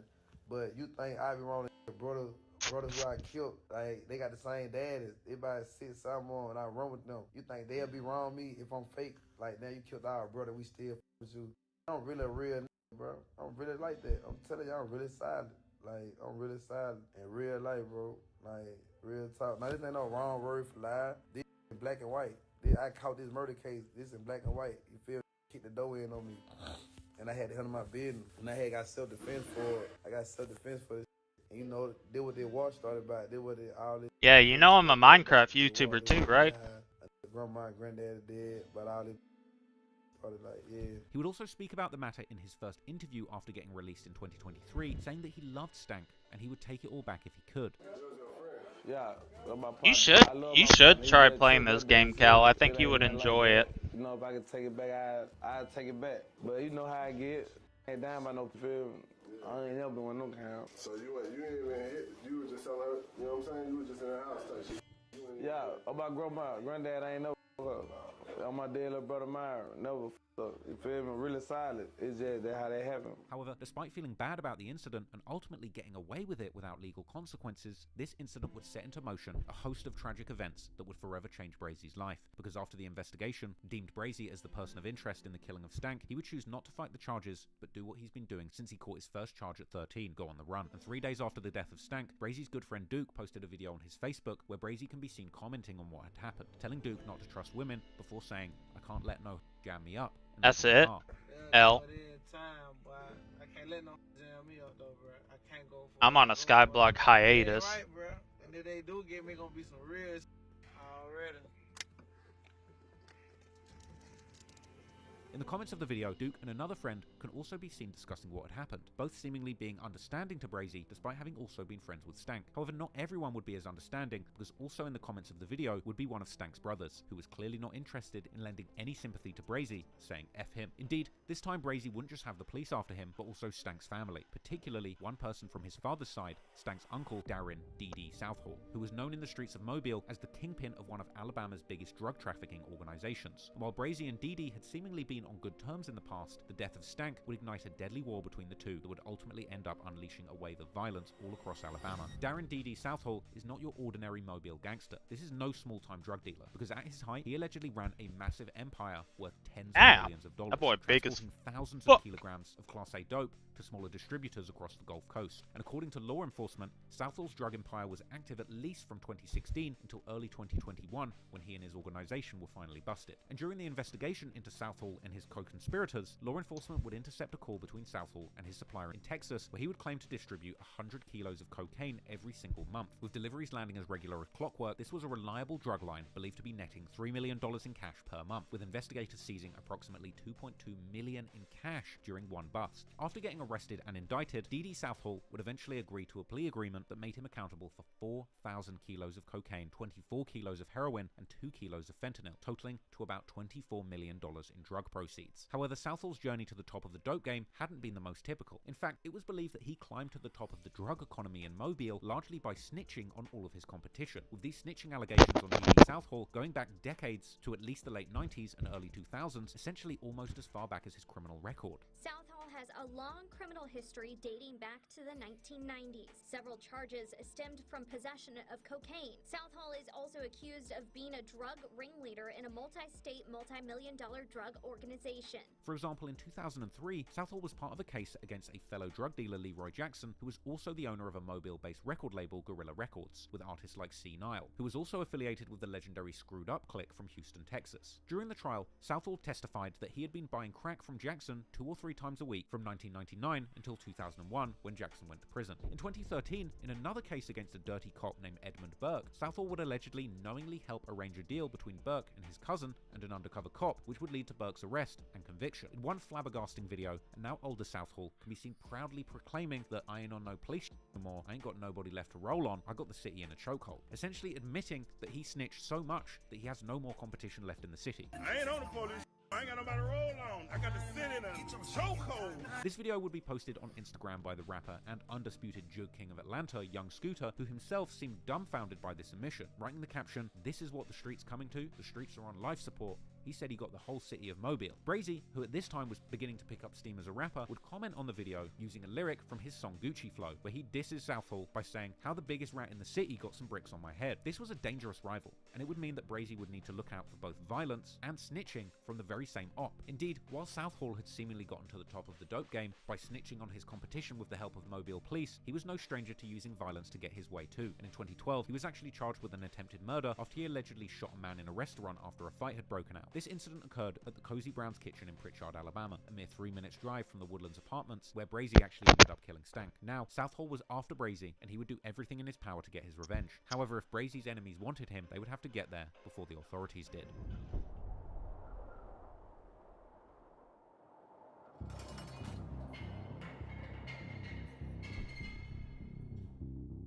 The police would eventually catch up with Honeycomb Brazy while he was on the run, and he was ultimately apprehended and charged with the murder of his friend Stank, landing him back in jail while he awaited trial. He would later explain to his fans how he had still been active in the streets during his time on the run, and how his ops, likely D.D. Southall's shooters, were on his heels trying to kill him. However, he also alleges that once they found out his location, they sent the police on him rather than sliding themselves. Catch the murder charge. I'm on the run with that firearm on me. I'm on the run with the stick because I'm still at smoke while I'm on the run for the murder. Still out here trying to kill me. We still spinning. I'm still spinning while I'm on the run for a murder. I end up getting locked up. These find out where I'm at. They put the law on me. Yeah, it ain't that bad. Put the law on my house. Caught me in theater. Locked me up then. Boom. However, at this point, Brazy was used to jail, and he would seemingly live relatively good behind bars, commonly posting pics of himself on social media, holding stacks of cash, eating good, and rocking designer clothes, just like his father had famously done years before him, as well as going live, showing him and his partners living their best life in jail, doing their everyday activities like lifting weights. Man, it's too much pressure, man. Oh, so. Time for it, man. Man, we grinding for this, man. We grinding for this. Hold the camera, hey, let me tell you.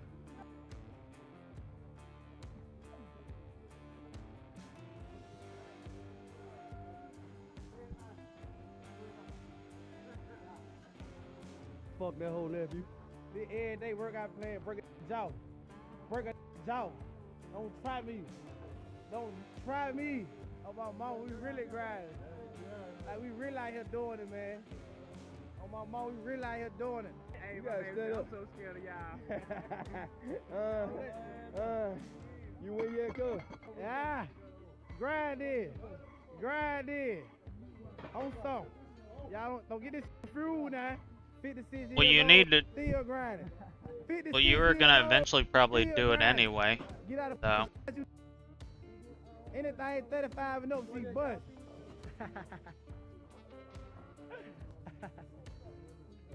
Why don't we do it? Brazy would also often record himself freestyling on camera, even asking his live viewers to pick the beats to rap to. Man, bro, anybody just pick a beat, bro, on everything. Anybody on live right now, just send a beat. All up in the shower, cause I'm Honeycomb Jr., I got power. Pull up in that front truck, you hear that? Bang! Get back. As well as sometimes rapping deeper lyrics about his life that he had written down. No one down wanna see me young. If you black gang, beat me young. Clutching hard cause I'm paranoid. How it happened? Bow, what are you wishing for? Run up in the house, make that get out. I told her I'm coming right back. I'm coming right back with this thing now. It's gotta happen. This gotta happen. Quick going through it, so I do that with him too. You know what I'm saying? It real like that. We dying by that. I'm just like my dad, and you just like your daddy too, and you know he a rat. Why I don't listen to rapper because they telling lie. Why I don't listen to rapper because they telling lie. When we were lurking for real, we used to sleep outside. And we were lurking for real, we used to sleep outside. Shit. Hey, this just a little song though, this Honeycomb Jr. Oh, I really do it though. Brazy could even be seen rapping the lyrics to his song Freestyle that would later turn out to be his breakthrough hit. I be so paranoid, I'm talking about I pour my game on my pills alive. I know that these niggas fly. That's why I surround myself on my killers now. Perhaps due to his rapping skills and reputation in the streets, or maybe due to the connections that he had made while being in the streets or behind bars, Brazy would also already have some of the most major connections in the rap industry, as he would post himself FaceTiming famous rappers and known street figures, like Atlanta's biggest dope dealer turned rapper, Rallo, aka Mr. Dogfood, and Yo Gotti's #1 shooter turned rapper, Black Youngster. It was also during this stint in jail that Brazy would famously spend time in the same cell as his father, Big Honeycomb, likely making his time behind bars much more tolerable, as they finally had all the time in the world to catch up on life and spend long lost time together. Placing the two in the same cell seemed like an unusual stroke of luck, particularly given that Big Honeycomb also shared the same cell with Brazy's uncle Gator Q. However, according to Brazy, this was not done on purpose, but rather the prison staff were actually completely unaware of him being Big Honeycomb's son due to the fact they actually had different last names, with Honeycomb Jr. actually having the last name of his mother. Y'all shared the same cell? Yeah, we slept in the same cell, Magic Count at West Jail. How does that work? Like, did y'all make it like that, or did he just? No, they just put me in the cell with them. Like, I got out of lockup. I was at St. Cloud, but I was goddamn getting into without, you know, so they end up kicking me out of that. They like you can't be here no more. You doing too much. So they sent me to goddamn West Jefferson and lockup. So when I got out of lockup, they put me right in the cell with my daddy. But they didn't know that my daddy, you know, we got the same first name, we ain't got the same last name. So I went in there with him, you know, we banging. You know, that pop real. We ain't doing no beginning high, sipping drink, talking on the phone, you know, out, kicking it. That's it. Anyway, Brazy would wind up spending 6 months with his father, Big Honeycomb, and would later claim he would have actually taken another year in jail if he was able to spend it with his father. And how long did y'all share the cell for? We did like about 5-6 months, and I dipped. I went home. That was the last. I was on the end of my bed. Okay. Yeah, but I left out the cell with him though. I ain't really want to leave that. I was ready to do another year with him for real. On everything, I ain't even lying. But eventually, Brazy would end up beating the murder charges on a self-defense basis in late 2017, hitting the streets again whilst leaving his father behind in jail, which was clearly a tough pill to swallow, as Brazy has expressed numerous times how heartbroken he felt after he was separated from his father again. Brazy has since gone live on social media with his father, making it obvious just how much joy he gets from speaking to him. Man, free my motherfucking daddy, man. My daddy finna come on here, my dad in the cell right now.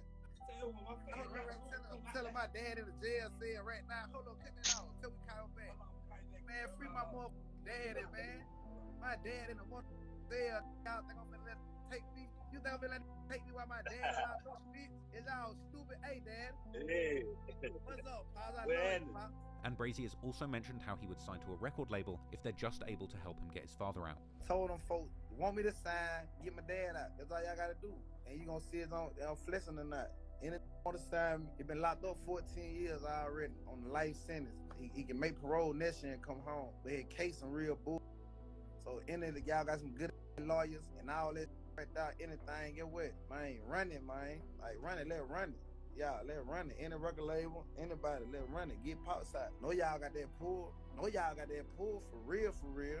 Know y'all can do that. Know y'all can get pops out. Yeah, know y'all want Brazy. Y'all know Brazy gonna bring that check for y'all now. Y'all know I'm finna be the hardest out. If I gotta go independent or anyway, I'm finna be the hardest out. I'm telling you, I'm gonna get him out myself anyway. I'm just trying to get him out a little bit faster. But before Brazy would hit the streets once again, his father would leave him with one piece of advice: move carefully. Because while he might have been officially off the hook legally when it came to the death of Stank, Dee Dee Southall was not about to let his nephew's death go unavenged. I got money on my head. Like that when I had the murder, that when I'm finna get out for it. You know, I had to do like 2 years. If I don't get this motherfucking, if I don't get this pet after like 5,000 tickets, I'ma actually be sad as hell. Can't let them do me like that while I'm Cry. Not really.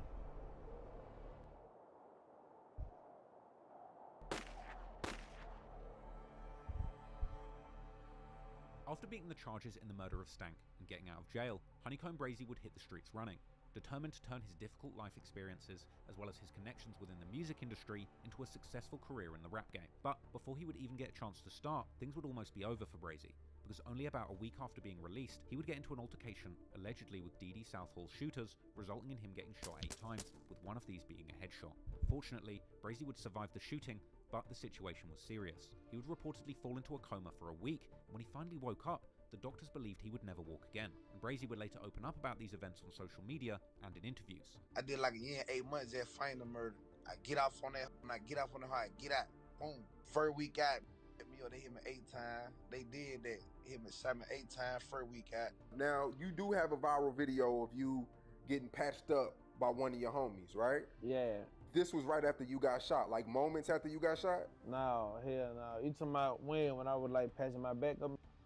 Yeah. Nah, that when I had got shot 8 times. That was just me getting out the hospital and he was just changing my wound. Okay, I'm thinking you didn't even go to the hospital. It's just some hood, like your homie just patching you up on some hood. Get 8 times, you gotta go to the hospital, say. Okay. Say he got shot 8 times, he ain't go to the hospital, he still living that life. This isn't the time you got shot in the head, correct? Yeah, that was the time I got shot in the head. And how long were you in the coma? Like probably like 9 days. Okay, and I understand the doctors told you you shouldn't have made it? Yeah, they were telling me I wasn't gonna be able to like walk right. I wasn't gonna feel some part of my leg no more because I couldn't feel it. But now I feel it now though. You know, they told me all type of lies. You know, I be bored. Man, do you ever just sit back and be like, man, I'm just happy to be here? Hell yeah, all the time. Every time I get high, pop a perk, goddamn, thinking like that. Brazy would also later post a picture of himself when he was in a coma to his Instagram, together with lyrics from his 2020 song The Truth, Gucci Flow, reciting the famous line, "The biggest rat in my city got some bricks on my head," clearly insinuating that he considered Southall to be responsible for the attack. He would also mention the shooting in the song Camelback, where he raps, "They shot me 8 times, cause you made a deal, you set me up, almost got me killed," insinuating that he might have gotten ambushed or backdoored during the incident. After Brazy woke up from his coma and was in the recovery stages, he would leave Mobile and go to Atlanta to stay with none other than Rallo and his Famgoon partners. Now, those of you who have seen my video about Rallo might remember that this would have been around the time when Rallo's massive drug operation was actually at its peak. In fact, this was only a few months before Rallo was finally arrested and raided by the feds. But one of the Famgoon members close to Brazy was a man named Wild, who has even served time with Brazy, as can be seen from the cover photo that he posted together with their song called No Hook in 2020. In fact, at one point when they were locked up together, Brazy would apparently even receive an extra year in jail for allegedly stabbing a man who had stolen Doonky's phone, as he would later explain during his Say Cheese interview. You got an extra year in jail because of that? Oh, no. See, that what you talking about. That was behind Duke Wild. That was behind Duke Wild. That what you talking about. That last time I was locked up, I had got an extra year behind that. Yeah, some took his phone and stabbed him, you know, took his, sent him to the hospital. All type of shit was going on with him. And, you know, I went off. I stabbed some up about him. Yeah, that when I got an extra year. Yeah. In December 2017, Donkey would post a short vlog showing him picking up Brazy from the hospital after his coma. A video would also be posted online showing Donkey rebandaging Brazy's wounds and showing off the severity of the attack, as well as how close these two clearly were at this time.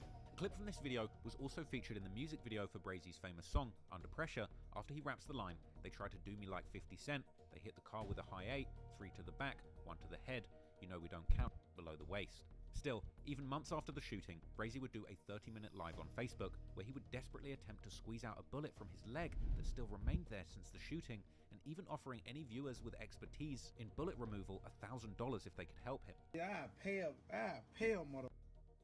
Right now, I'm talking about what a want.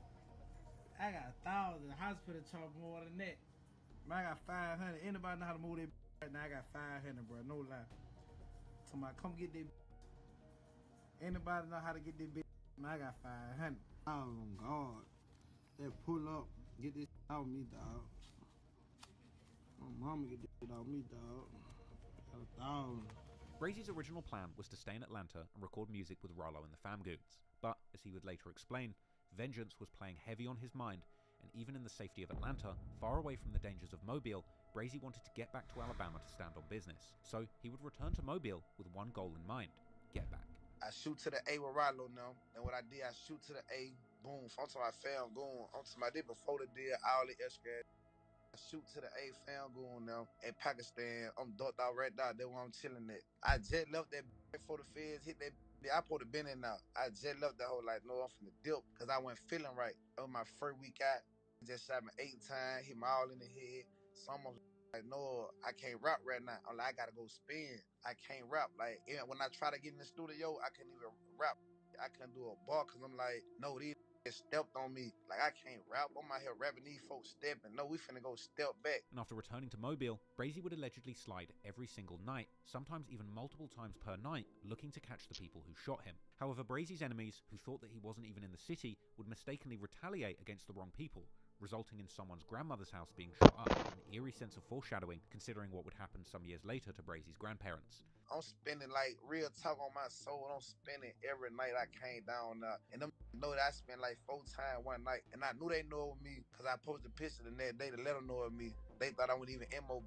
They just hearing everybody getting shot at, getting shot up, spending this, spending that. This on dead gray, on blood. I ain't doing no line. Spending every day that whole night. They think it's some more spending, so they go hit that some more. Hey, boy, real beef in the city now, blood, like, boy, smoke now.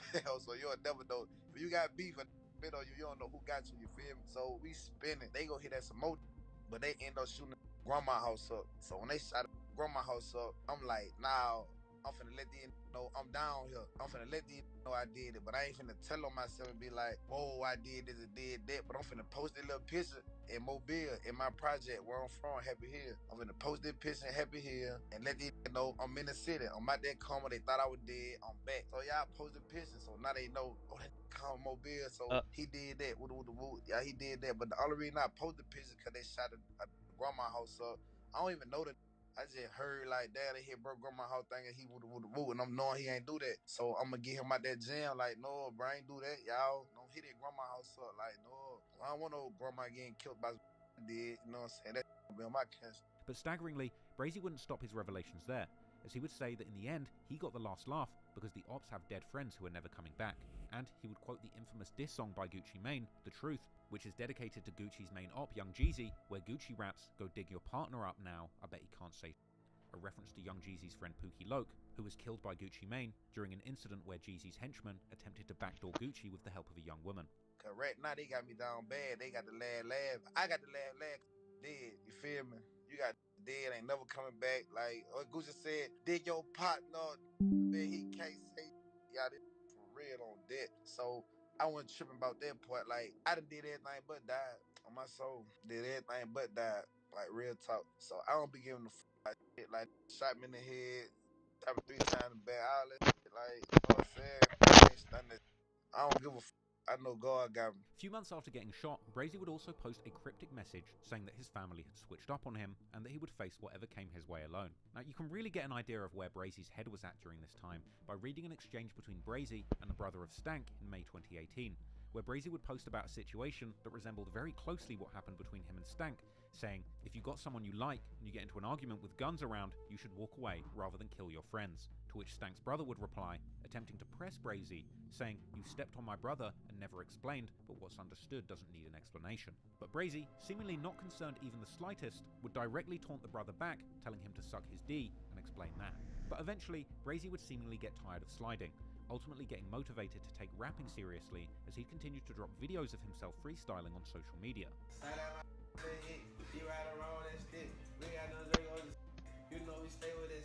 Then, in June 2018, he would finally put out his first official song under the name Honeycomb Brazy, together with a music video. This song wound up being his biggest hit so far, a track titled simply Freestyle, or Freestyle, that's the intro, with this song essentially intended to be an introduction to him as an artist. Now, the song follows pretty much the exact same lyrics that Brazy had already been rapping in jail before his release, but at the time without a beat, which is why the track is simply called Freestyle. But what makes this song so catchy is arguably the effortless way that Brazy rides the laid-back yet energetic beat, going bar after bar for over 7 minutes, together with a catchy flow combined with his heavy Alabama drawl and funny lyrics that paint a vivid picture of Brazy's crazy life. The track resembled the style of an old Gucci Mane track, with the song being a prime example of why Brazy has been called the Gucci Mane of Alabama, rapping about hooking up with flexible women who do yoga, being surrounded by killers who he can send to do any job, and saying that he would go to jail for his friends.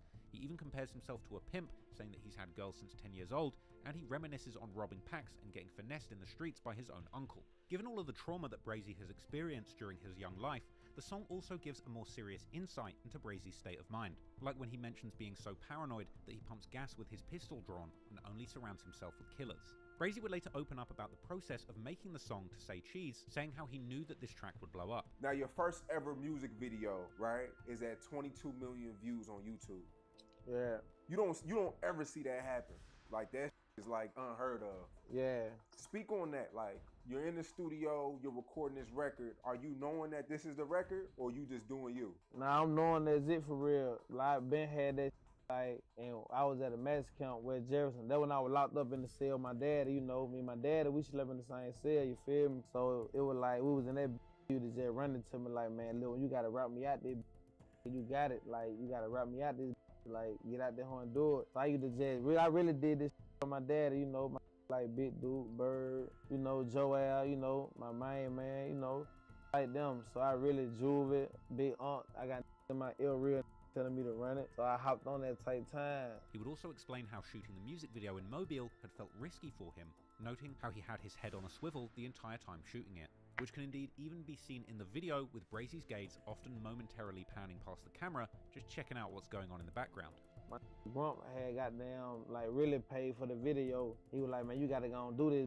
So I was like, man, I ain't trying to shoot no video on Mobile, man, you know I got smoke. He like, man, that them finna do it. So you know my grump paid for the video and he just put up, you know, we just shot that like right then and now, cause I already had dropped the song, got shot up. And we just rent that like straight out the top, like whatever happened, everything on that real, when nothing made up, it like they rented. I'm watching it around the whole video though. I'm really paranoid. Like I'm watching everything. I'm thinking it's about to go down for real. Around the time of dropping Freestyle, Brazy was also seemingly close with other up-and-coming rappers from Mobile, like No Cap, who he would later post a pic with a few weeks later. Unfortunately, Brazy was still taking a huge risk just staying in Mobile, and already the next month in early July, he would apparently get shot again, this time in the leg, with Brazy posting a video of himself laying on the couch with a new bandage around his ankle, whilst he would casually freestyle about how he kept getting shot. I do this out the head, niggas shot me all up in my leg, but before that, they hit me up in my back and up in my head, but instead, I'm still living and these want me dead. In the comments, someone would ask Brazy why his leg was taped up with electrical tape, to which Brazy would reply, saying that the shooting had just happened 15 minutes ago. Later that day, he would do another post, now having a full cast on his left leg, together with a message taunting his ops, who had once again failed to take him out. And the next day, he would once again post a cryptic message where he would accuse his own family of setting him up, saying it's going to be somebody around him who gets him killed, and that he's at war with both the ops and the cops, and claiming not to respect the older OGs in his city.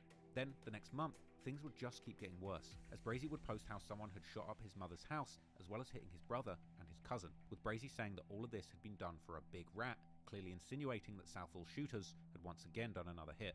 Clearly, a lot was happening behind the scenes in Brazy's life, and his beef in the streets was seemingly also affecting his connections in the Mobile rap scene. As the next day, Brazy would post how he couldn't work with certain local rappers anymore due to their connections to Southall and his crew, mocking them for running with rats and respecting the police. And then, already the next day, Brazy was seemingly locked up once again, likely on a probation violation, as he would post how he would have to serve another 90 days. Unfortunately, this 90 days would ultimately turn into over a year, perhaps due to the incident involving Famgoon member Dookie Wild. Oh no, see that what you talking about? That was behind Dookie Wild. That was behind Dookie Wild. That what you talking about? That last time I was locked up, I had got an extra year behind that. Yeah, some had took his phone and stabbed him, you know, took his throwing shit, sent him to the hospital, all type of shit going on with him. And you know, I went off, I stabbed up about him. Yeah, that when I got an extra year.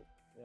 But ultimately, nothing could stop the motion that Brazy's debut freestyle was picking up, and eventually, rap fans everywhere would get to know the artist named Honeycomb Brazy and the wild and dangerous story behind his music career. Womp womp.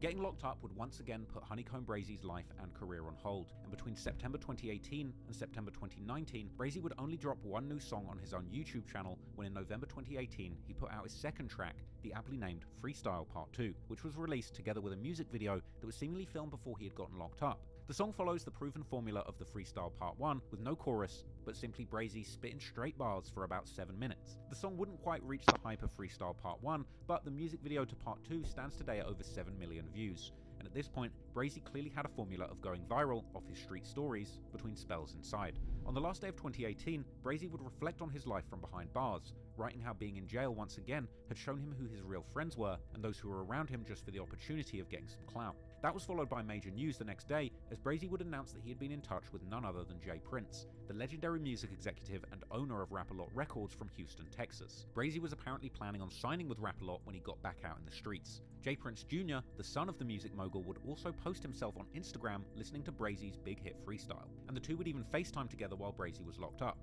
Yep, the Honeycomb Brazy, man. Hey, man, we about to turn this man everywhere.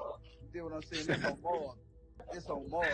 Yeah, it's up there. It's up there, man. Hey, man, he the next one coming out. I said it on Mars. He the next one up. I said that. And you know who come behind me. Yeah. Yeah. During 2019, while Brazy was locked up, he would drop a few features with other Mobile artists like Bianca Clark, as well as promoting them, for example No Cap, who was already making big waves and was soon about to release his breakthrough hit Ghetto Angels. Brazy was also still seemingly working on new music and writing songs ready to capitalize on his buzz as soon as he was free again, and that time would finally come in September 2019. Try again. What's up? Yesterday, freeze your ass going out at the gate. Damn, boy, made out that boy. Boy, look at him, boy. Over with. Never again. It's over with. I'm ready to go to the studio. Got deep at that whole body like cheese curd. Big bro. Man, what I'm trying to tell you. So y'all been pull up over there? They got balls. Smoke dog, yo. That my cousin record up. Y'all gonna get that sent to jail. Hold up. That's how you open that bitch up, man?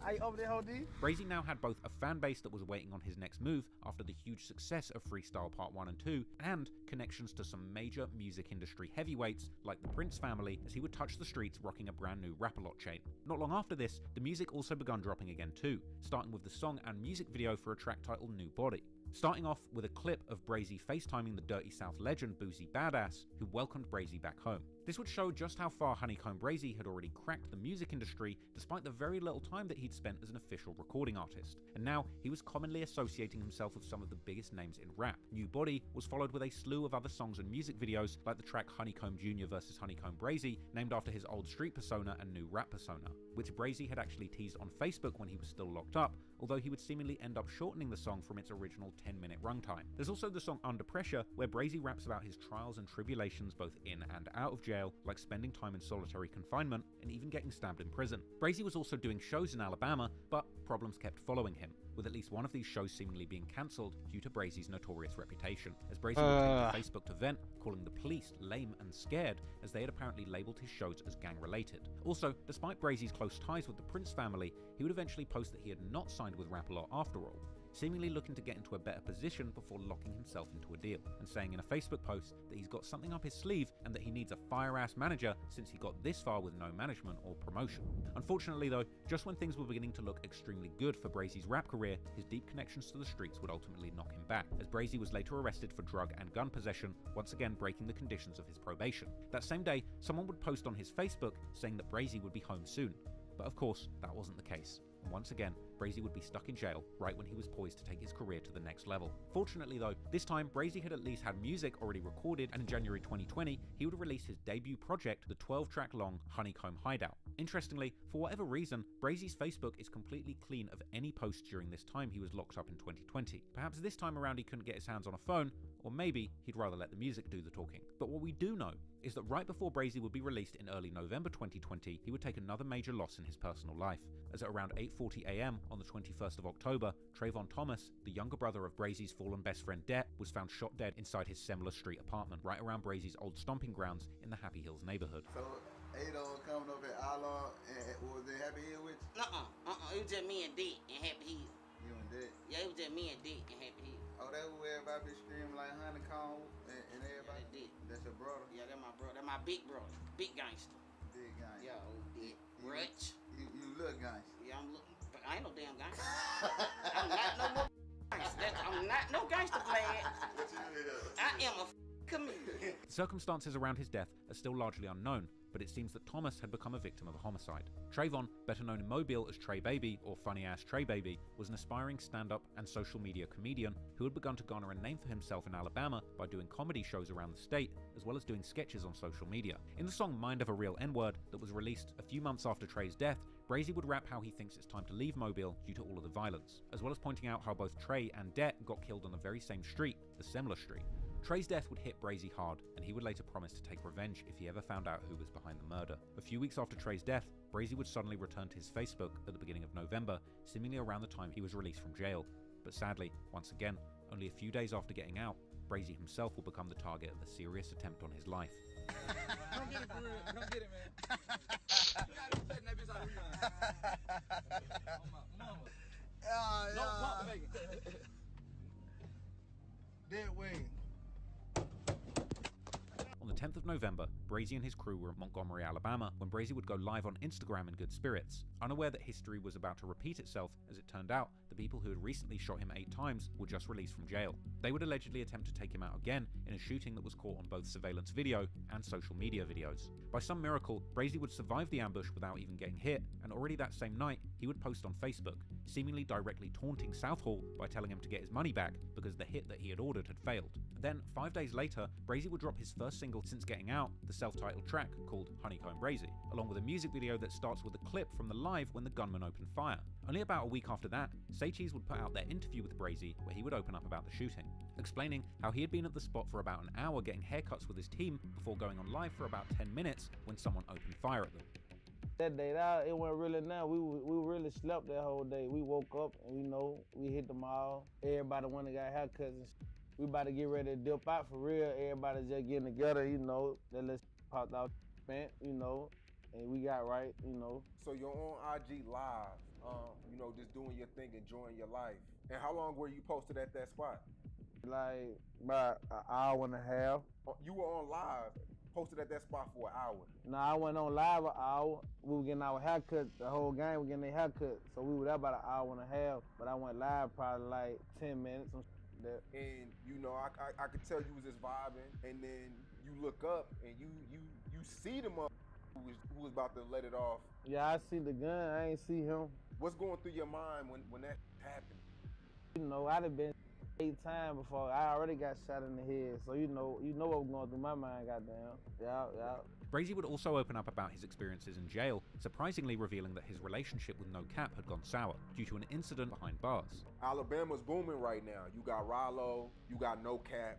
I've seen you mention his name in the live. You said you with No Cap. What is the relationship like with y'all? Because Rollo and No Cap, they're doing their thing. Kind of blew up while you were in jail. Now you're out. A lot of people been wanting y'all to link up and do music. Like, on some real shit.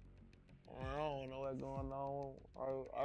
count, but you know, it's a little incident happened, you know, and people, I got knocked out in the county jail, you know, and they saying I sent a hit at him, you know, but I don't know how he feeling for real, but I count though, like count silent, count real, you know. A few days after that, Brazy would drop one of the biggest songs to date, his track The Truth, Gucci Flow, which is a diss song aimed towards Brazy's ops, particularly Dee Dee Southall. A track was clearly inspired by the recent attempts on his life and takes its name from Gucci Mane's legendary 2012 diss song, The Truth, which was aimed towards Gucci's biggest op, Young Jeezy. The song itself is honeycomb Brazy at his rawest, including nothing more than a simple beat with drums only, and Brazy spitting for 5 minutes straight without a chorus or a break. Brazy begins the track by expressing his frustration towards the fact that he gets locked up every time he gets his rap career moving, and then he immediately starts throwing shots at Southall and his crew, beginning with the famous line, "The biggest rat in the city got some bricks on the head." Brazy would also send shots towards a Mobile-based rapper, Cap, who is known to be close with No, I'm Southall, trolling. I see it as Big Cow now.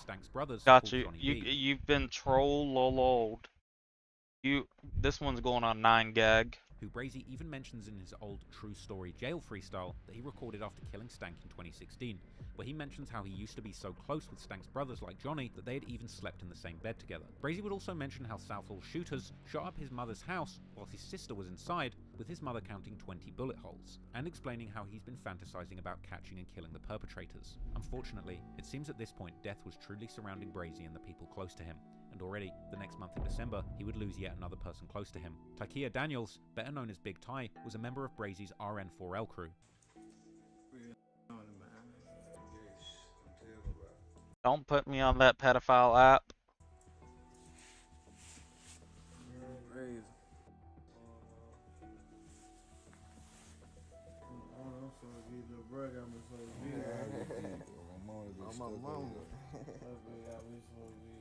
On the 1st of December, Ty was at a BP gas station in Fairfield, Alabama, when he was shot and killed by another male, DeAndre Carruthers, who was arrested soon after the murder. The motive for the murder has never been released to the public, but the following day, Brazy would post a tribute to his fallen friend. Despite his issues in the streets, Brazy was making some serious moves in the rap game, dropping numerous music videos in just a few months' time. Who the fuck are the two on the left? I don't know who that is. That all have garnered millions of views.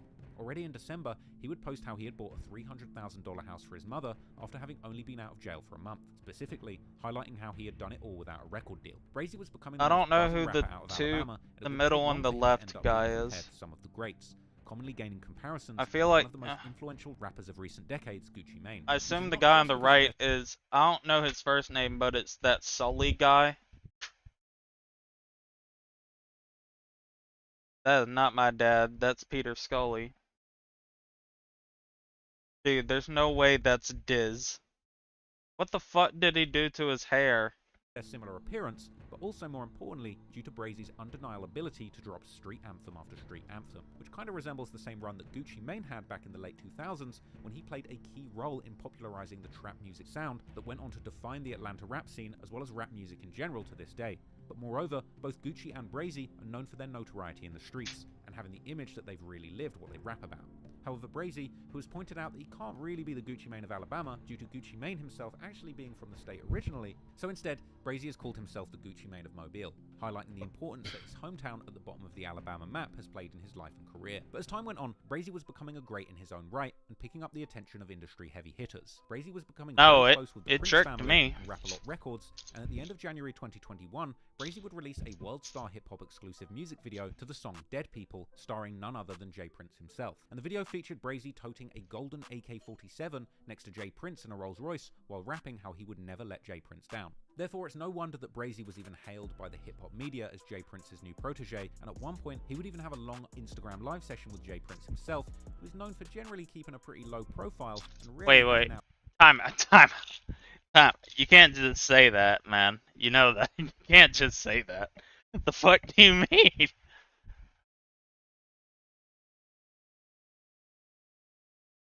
Like he's a part of that group, or he just has a skin head?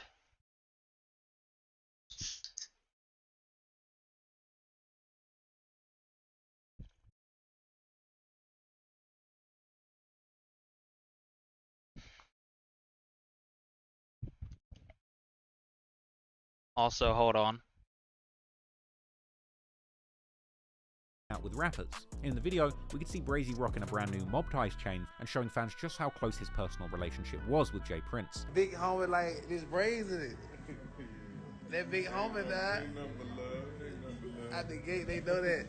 Is that on Discord or Telegram? They light it up. Hey, y'all see what it is? That loyalty. Goddamn loyalty. For real. Snitch drank this, he like cough over and die. This ain't for no snitches, this is loyalty. Right here, choke snitch, Oh, shit, I don't even drink it, I'm sipping it, so you know that loyalty. Like, you know that loyalty, man. Look. Then they raw and uncut. Say, crazy. You know what I mean? Crazy. Y'all know what the going on. Man, it feel good to be living like this, though. It feel like fly for real right now. But while Brazy's music career was taking off nationally and even globally, and while associating with a major label all the way in Houston, as well as spending time in places like Atlanta, it was his beef in Mobile, Alabama that was still clearly occupying his mind, as Brazy would ultimately open up about the whole city allegedly linking up to take him down. Unfortunately, since that actually, what the fuck is that?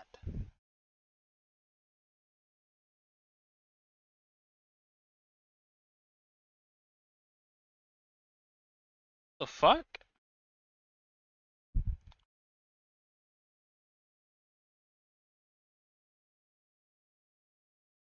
Oh, they shouldn't have gotten involved in what they did. They are paranoid as fuck. Holy shit. Brazy was nowhere to be found, his enemies would go on to target the people closest to him. And what would come next would be one of the most heinous crimes against a rapper that I've ever seen in the whole of hip-hop history.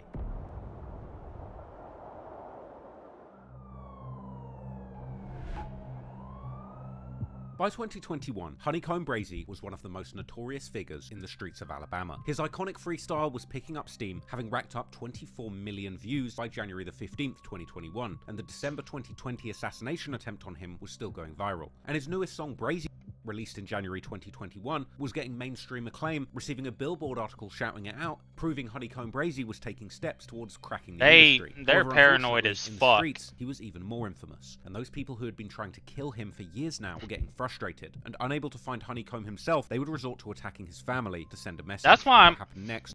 That's why I'm glad you ain't joined them, because the amount of paranoia those motherfuckers have, that ain't worth it. Would go down as one of the most brutal instances of violence I have ever covered. At around 6 PM on February the 17th, 2021, a group of armed assailants would pull up to the Happy Hill neighborhood, driving up to the 700 block of Dr. Thomas Avenue North, stopping at the Lewis household, the very same house where Honeycomb Brazy had grown up most of his childhood. And this is also where his grandparents from his mother's side, Tony and Layla Lewis, still resided. There, this crew of shooters would begin firing into the house indiscriminately, with the neighbors later recalling hearing as many as 100 shots fired. And firing 100 rounds indiscriminately into an occupied home is bad enough already, but what came next shocked everyone. Going because good. Then, the residents of Happy Hill would hear a large explosion, after which the Lewis residents would be seen engulfed in flames. And in the immediate aftermath, one of the witnesses would record the burning house, streaming the chilling scene on Facebook Live for the whole world to see. One lady, allegedly Brazy's mother, could be seen screaming in shock and repeating the phrase, "Lord, why?" over and over again. Lord, how much?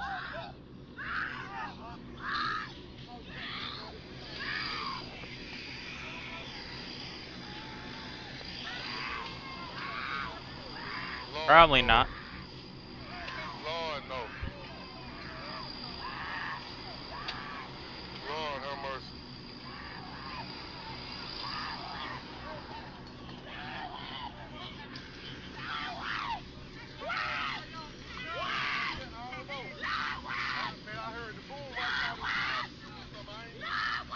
COD zombie.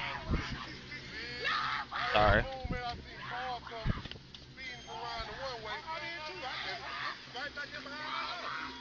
This is crazy, man. No.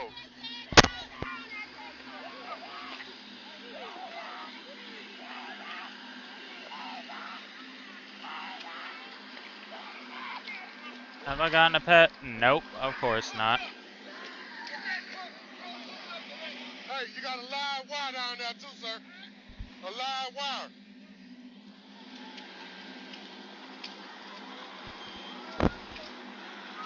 Oh my God, Lord have mercy. Man, see about your mama, man.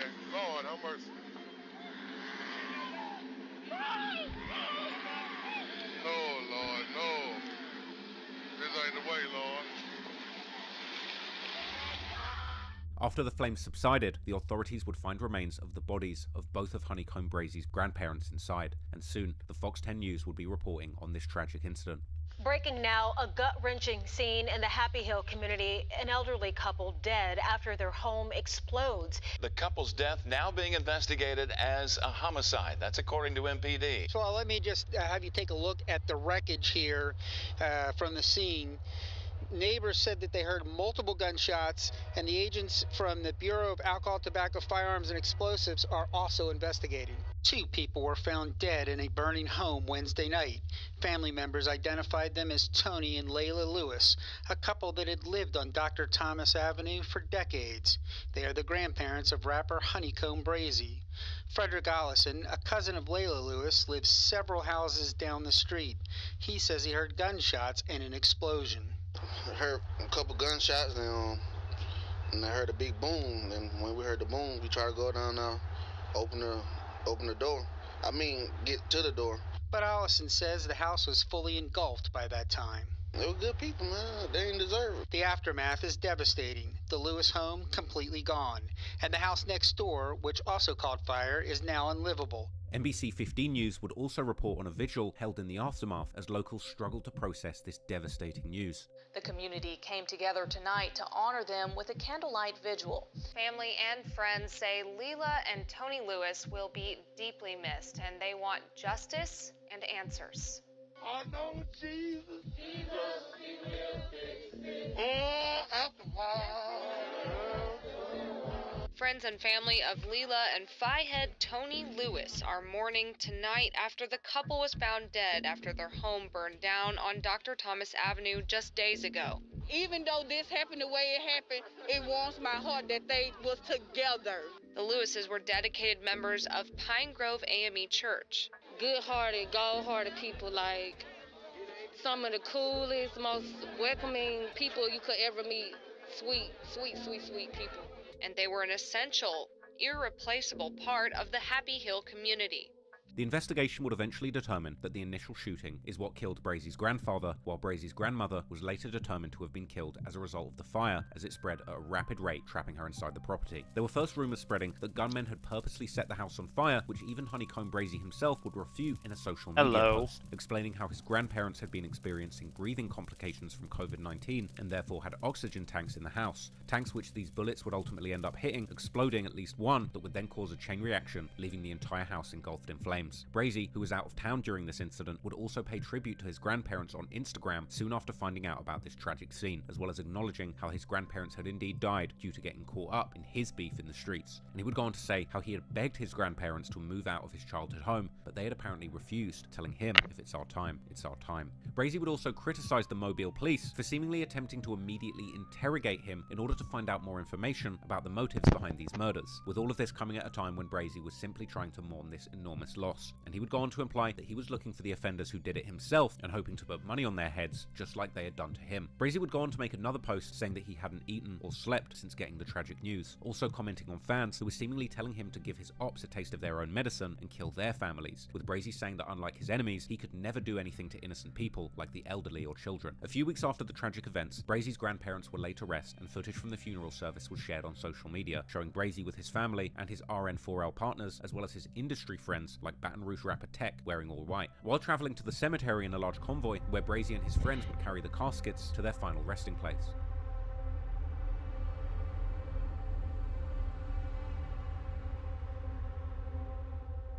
Tech would later describe the funeral during an interview, explaining how Brazy's grandparents had been superstars in their neighborhood. You did go to Brazy's grandparents' funeral, and when I went back and I watched, man, how many cars was that? Like, it was a lot of cars. He liked the whole Mobile. More people. Yeah, you didn't think that many people was in Mobile. Yeah, but his family, like his grandpa and grandmother, like they, like neighborhood superstars out there too. You know what I'm saying? Like they had so much love that I seen out there that wasn't even their family. Like after the funeral, they had a little block party and they.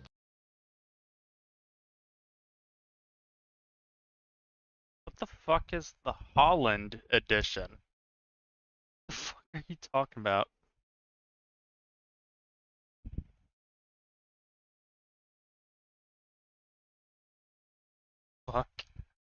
projects and shit. And it was so many motherfuckers out there. Like the whole was packed. The whole, like, you couldn't even move nowhere. Everybody shoulder to shoulder in that bitch. And it was just all for the love of his grandma and grandpa. Not even because he honeycomb, you know what I'm saying?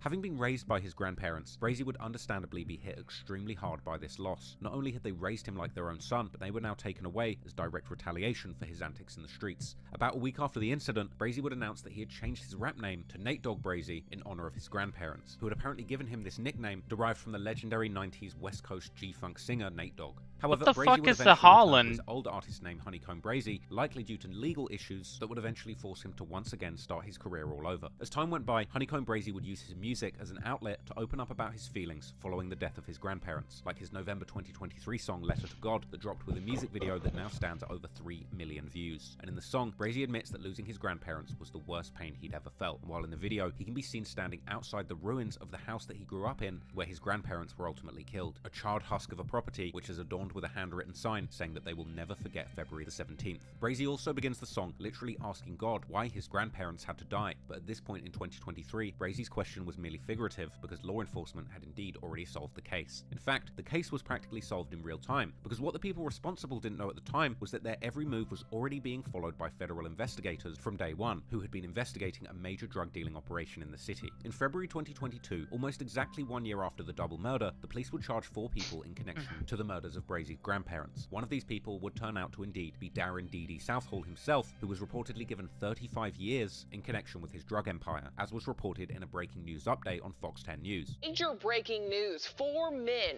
now named in the murder and the deaths of rapper Honeycomb Brazy's grandparents last year, a year and a day after the crime. One of those men is Darren Southall, who admitted to running a large-scale drug operation along the Gulf Coast. A federal judge earlier today sentencing him to 35 years in prison. Yeah, but what's the fucking flavor? I've never heard of Holland flavor. In the case, Darren Southall may be spending more than 3 decades behind bars on that federal drug charge, but his legal problems, well, they're just starting. Now, earlier today, as you mentioned, he was sentenced on that drug case. The soccer Southall player. is also charged today with the murder of Tony and Leila Lewis. 3 alleged accomplices also facing murder charges. They are Terrence Watkins, Jamarcus Chambers, and a 4th man who has not been identified. The killings occurred in February 2021 when gunmen fired repeatedly into the victim's home on Dr. Thomas Drive in the Happy Hill community. An ensuing explosion and fire burned down the home and a next-door house. Mobile County Assistant District Attorney Lewis Walker says he can't go into details about the allegations at this time, but says that the charges represent a major breakthrough.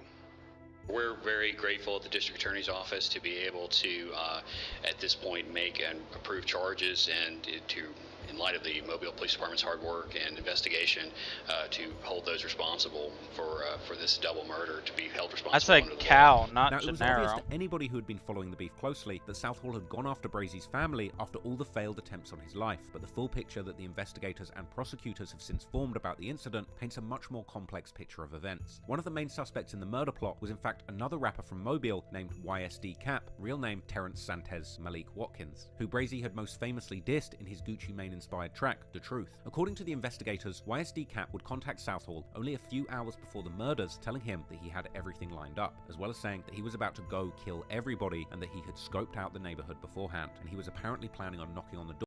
Oh, that's what I was saying. That sounds good as fuck. Strawberry. I love pink lemonade.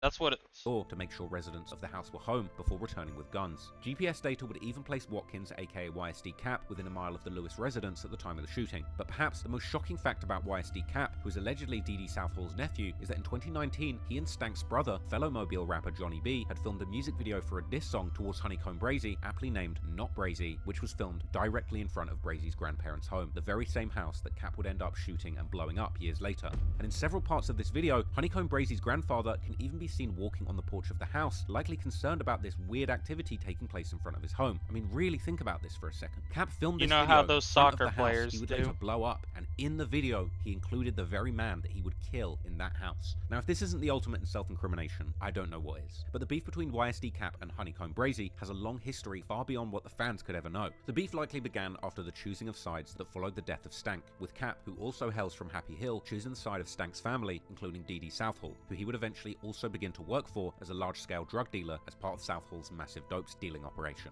In his 2019 music video for the song Talkin' 'Bout, Cap can even be seen posting up with Southall, which viewers would also note, commenting that this is his uncle that put money on Honeycomb Brazy's head. Southall and Cap can also be seen together in many social media posts. Cap can be seen at Stank's gravesite together with Johnny B in several music videos, including for a song that was named after Stank's other nickname, Gunner, a track called Gunner Street Dreamer. And in the music video for a song called Still My Dog, Cap can be seen with Stank's family members singing Happy Birthday on Stank, aka Gunner's birthday, with the video also showing family members wearing custom tribute shirts for Stank. However, the beef has much more layers than just the death of Stank, as it also likely relates to Stank's brother, Johnny B, who raps together with Cap on the Brazy diss song Not Brazy. Johnny B himself has dissed Honeycomb Brazy numerous times on social media following Stank's death. For example, when someone close to Brazy was killed, Johnny would seemingly imply how it made him smile, knowing that he died the same way as Stank. Then, a few months before YSD Cap and Johnny would drop their song dissing Honeycomb Brazy, Johnny would seemingly describe the music video shoot, referring to the fact that they shot part of the video in front of Brazy's grandparents' house, even saying that next time they're going to shoot a video in front of Brazy's mother's house. Now, this post sounds particularly ominous given the fact that Brazy's mother's house had also been shot up at least once, as Brazy would mention in a 2018 Facebook post.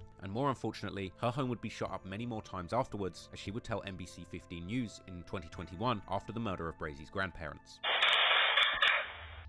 A crime alert tonight. Terrifying moments for people on Clark Street in Mobile as they wake up to gunfire in the middle of the night. NBC 15's Andrea Ramey obtained the surveillance footage there that captured the sound of those shots. Andrea, you've learned this shooting may be connected to Mobile rapper Honeycomb Brazy.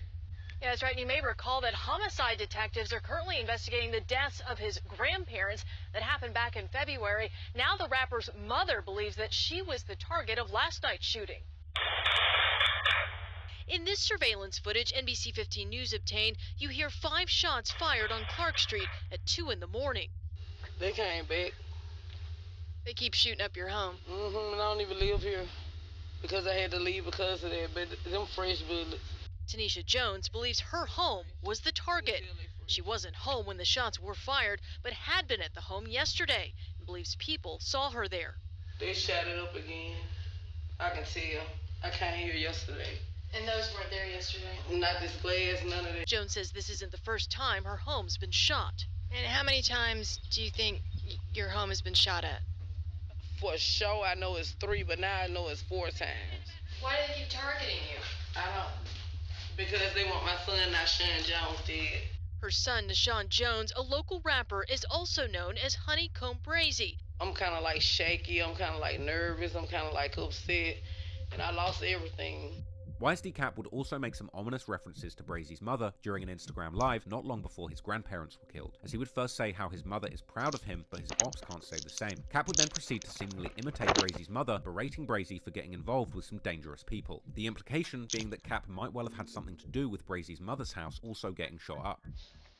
Y'all don't know how that feel when your mama says she proud of you. Y'all mama can't say that. She said y'all got the Taliban as a child here. Y'all mama ain't proud of y'all. My mama proud of me. Your mama, y'all mama they mama be telling them, I don't know what you done got into, but these boys is not playing. My mama like, I'm so proud of you, son. They mama like, boy, you didn't sit your ass down somewhere. My mama like, do that, son. Do that. Y'all mama like, you need to sit your ass down. Kill your ass. My mama like, do it. Boy, I raised a man. Tell it. And during the same live, Cap would also accuse both Brazy and his father of snitching, while at the same time admitting that his uncle was indeed a snitch like Brazy had been saying. This is all the big stupid who want to be Brazy doing. This is all doing. He Brazy. Y'all co-sign that, and he's sitting in the corner watching everything I'm doing just like this. All right. I'm dropping down. Hey, let me tell the world they police. Tell him, boy. Some YZ, big YZ. My uncle did what he did.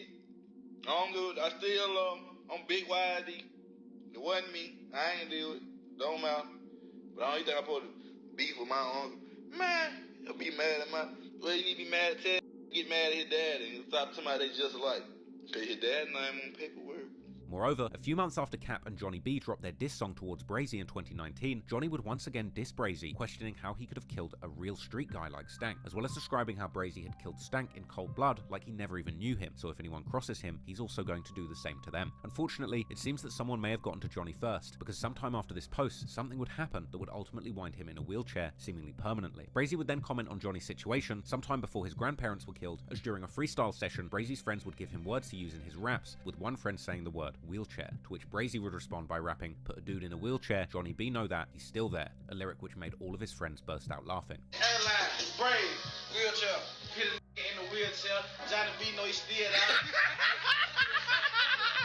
But what makes this particularly sad is the fact that Brazy and Johnny B were clearly close before Stank's death, which becomes obvious from the freestyle that Brazy made after those tragic events, where he specifically mentions being on the phone with Johnny when Stank came back to the girl's house.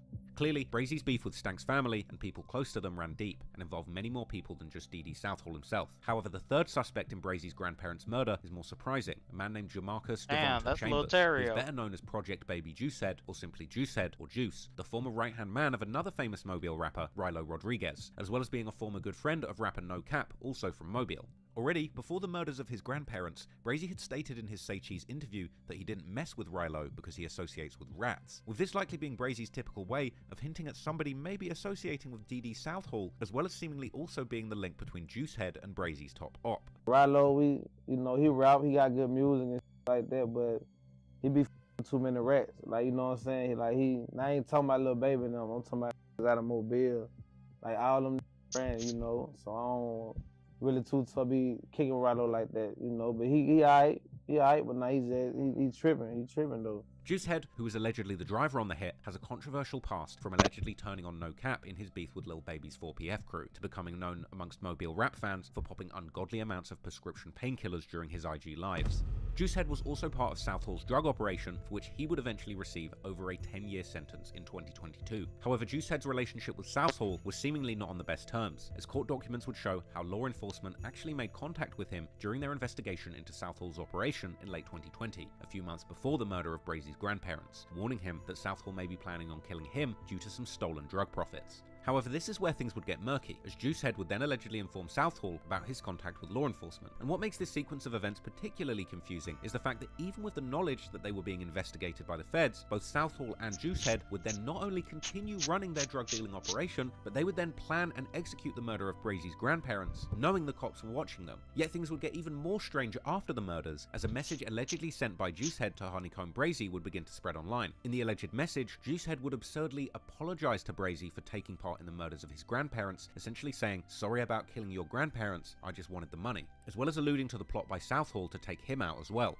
Brazy would then allegedly respond to this message, posting it to his story and acknowledging that Juicehead had in fact once been close to both Brazy and his grandparents who used to feed him. Essentially, Brazy rejected this apology publicly. However, this exchange would later allegedly turn out to be fake. However, Brazy would acknowledge the depth of this betrayal on his Facebook, where he would post a clip of himself freestyling in prison, alongside none other than Juicehead himself hanging out with him and even dapping him up, together with a description saying, how is it that the same people he had been with from the streets to the cell block ended up killing his grandparents? Given the magnitude of this betrayal, it's perhaps no surprise then that Juicehead has since begun seemingly cooperating with the prosecution against Southall and the other suspects. For example, allegedly telling the authorities that the shooters during the hit were YSD Cap, aka Watkins, and a fourth suspect named Patrick Lewis, who would also eventually be arrested after going on the run, as reported on Fox 10 News. Mobile police continue searching for one of the men they say is responsible for a double murder in the city's Happy Hill community. He would later be charged for the murders of Brazy's grandparents, as well as another young man who was killed later in 2021. Yeah, Byron Lenise, it's a 2-for-1. Two Ew. murder cases, one suspect. Police say 21-year-old Patrick Lewis is not only responsible for the Lewis's murders, but also a deadly shooting that occurred outside the shops at Bel Air. Patrick, do you have anything to say? Why did police say you murdered his grandparents? Did you kill Tony and Leila Lewis? What about the mall shooting? Did you I don't understand why these reporters ask these stupid ass questions. And I think the worst part is I know why they do, because sometimes these motherfuckers answer. They're like, I did it, so what? Did you kill or shoot Brian Maynard? What do you have to say to their family? Patrick Lewis there being escorted to a patrol car had nothing to say to our cameras. His arrest comes a week after 3 other people were arrested and charged with the murders of Tony and Leila Lewis. Patrick Lewis also a suspect in this deadly shooting outside the mall. Brian Maynard found shot in the passenger seat of a vehicle and later died at the hospital back in September. But perhaps the most interesting revelation about the case would come out during the trial, when the prosecution would claim that the murder plot against Brazy's grandparents actually stemmed from a beef between YSD Cap and a seemingly unrelated rapper hailing from Mobile, OMB Peasy, who would allegedly diss Cap or someone associated with him such as Southall on Facebook, with some news sources referring to a Facebook Live while others simply mentioning a Facebook post. This would then allegedly cause Cap to take out his anger on Brazy's grandparents due to Brazy's association with Peasy, as the two were known to be close friends, with Brazy even telling a story on Live of once saving Peasy's life in the trenches of Mobile when a group of guys were about to rob him. Yeah, that's a real, on God, that's a real, he 100, I put up for him up, he came to them trenches on blood, I'm in that whole shooting dice, I'm shooting these up, I'm trying to some, and I got money on my head, yeah, in Mobile, Alabama, money on my head, I'm in a dice house with like 50 on guard, and I'm knowing that money on my head, but I don't care about that because I know I'm protected by the shield. See, when you protected by the shield, you can't get killed. That's what y'all don't know. That's a secret to this. You know what I'm saying? But yeah, I'm in that whole shooting dice on blood. I'm gonna tell you why I went up there with the cake. I'm in that whole shooting dice. I come in that hole. I hear like what peas upstairs. What icy too. He got the ice on and his pocket said fat. What y'all wanna do? I'm like, what? What y'all like? Who upstairs? I don't know. They talking about OMB peas. I'm thinking they talking about another peas. I'm like, I know Peas is staying in California. I know Peas ain't down there in Mobile right now. Like, ain't no way he down here. Especially up there with her. I'm like, ain't no way Peas up there with her. Like, no. But this was true. You hear me? So I come, I'm like, no, that my dog. Ain't nobody finna with Peas. I grabbed the stick in my Glock. Put my Glock on my waist, grabbed my stick, and I shot upstairs where he was. Knocked at the door. I had to knock about 50 times, though. Like, they ain't saying nothing. The whole way saying that, he ain't saying that. I know he had that whole clutching, though. He was clutching when I walked in. He had that hoe in his hand. He really thought he was finna go down on blood. So it's like, I knocked at the door, boot. They won't never say nothing else. So I said my name, like, man, they honeycomb, man. Open the door. Y'all was tripping. Then when they came, open the door. Fall in the hole with the stick. 100 rounds there on my mama. Like, yeah. Hey, boy, straight. Them niggas downstairs ain't talking about nothing. Like, I'm down there with them. I'm here all night till you leave. I ain't gonna leave you on dead. I ain't gonna leave you. I ain't gonna leave you till I ain't gonna leave you till you dip on my mama. Just on the screen, I heard what the said. So ain't no way I just got down leave my dog. Like, no way. Yeah, on my soul. Without knowing more specifically what exactly took place, it's hard to imagine how Peasy's Facebook activity could trigger a murder plot towards Brazy's grandparents, which is why many fans have found this part of the story particularly confusing. Likely this is really a matter of what the Mobile police and prosecutor are able to prove with their limited evidence received from the feds, with the information they have likely not covering the years of bad blood and violent encounters between Brazy and Southall's crew, which we've broken down in this video. With Peasy's Facebook activity at the time and Cap's reaction to that activity perhaps simply coinciding with the events that would have unfolded anyway due to this ongoing beef. But whatever the case may be, it appeared that at least for the time being, the years-long war between Southall and Honeycomb Brazy had finally come to an end, as Southall and his main associates will ultimately end up spending years, and in Southall's case, decades behind bars on the drug-dealing charges alone, with those sentences likely being a drop in the ocean compared to the sentences that await them if they're found guilty on the double murder charges of Brazy's grandparents. However, while Brazy's biggest ops would finally be off the streets of Mobile, his second biggest enemies, the Mobile police, were once again right on his heels, and only a few months after the tragic death of his grandparents, Brazy would once again find himself inside Alabama's most notorious correctional system.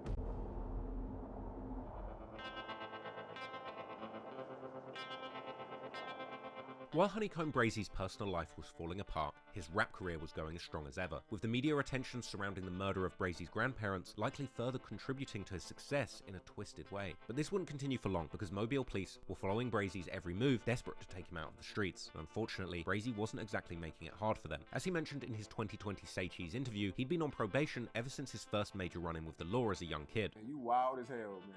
That's why I've been on probation ever since. And as we know, Brazy would spend the following years going in and out of jail, always remaining on probation during his stints of freedom, stemming particularly from his 2016 gun case following the killing of Stank that threatened to put Brazy away for a whopping 15 years. And this meant that Brazy had to always abide by strict rules, such as not being around any guns, drugs, or other felons, any kind of gang-related activity, and regularly reporting in with his probation officer, as well as not ever leaving the state of Alabama. But Brazy was now an immensely popular rapper who was associating with a major record label, Rap-A-Lot Records, all the way in Houston, and who was likely getting offers to do lucrative shows and partnerships all over America. Honeycomb Brazy was living the rapper lifestyle, continuously surrounded by all the vices that come with that lifestyle, like a whole bunch of drugs, as well as an entourage full of gun-toting gangsters, ready to protect the moneymaker of the crew with serious firepower. And on the other hand, for the longest time, Brazy had been in serious danger wherever he went in Alabama, with D.D. Southall's shooters following his every step, waiting to catch him slipping, like they would end up doing several times throughout the years. And saying all of this is not to excuse Brazy for the trouble that he was getting himself into, but simply just trying to give you the full context to better understand what he was actually dealing with in this time of his life. But anyways, in May 2021, a few months after the deaths of his grandparents, the Mobile police would finally come down hard on Brazy for all of the probation violations he'd been racking up during his most recent time out of jail. And of course, they would choose the most appropriate moment to show that it was them, and not Brazy, who had true control over his life and career. As on Saturday, the 1st of May, Brazy was booked to perform in the city of Dothan, Alabama, about 3 hours drive east from Mobile, and it was there that the local police would come and arrest Brazy on a warrant from Mobile, with a video of the arrest being filmed by a person close to him soon hitting the internet. The video would show numerous officers and even a K9 unit at the scene, whilst Brazy, looking barely unbothered, took the arrest on the chin like another regular day at the office, with Brazy's only concern seemingly being to make sure that his money and jewelry would be taken care of. The person filming would also ask how the Dothan police know how to find him, with the officers explaining that the location was discovered through a Facebook post, showing that Brazy's online activity and the activity of those close to him were likely being continuously monitored by the Mobile police. How y'all know where he was over here?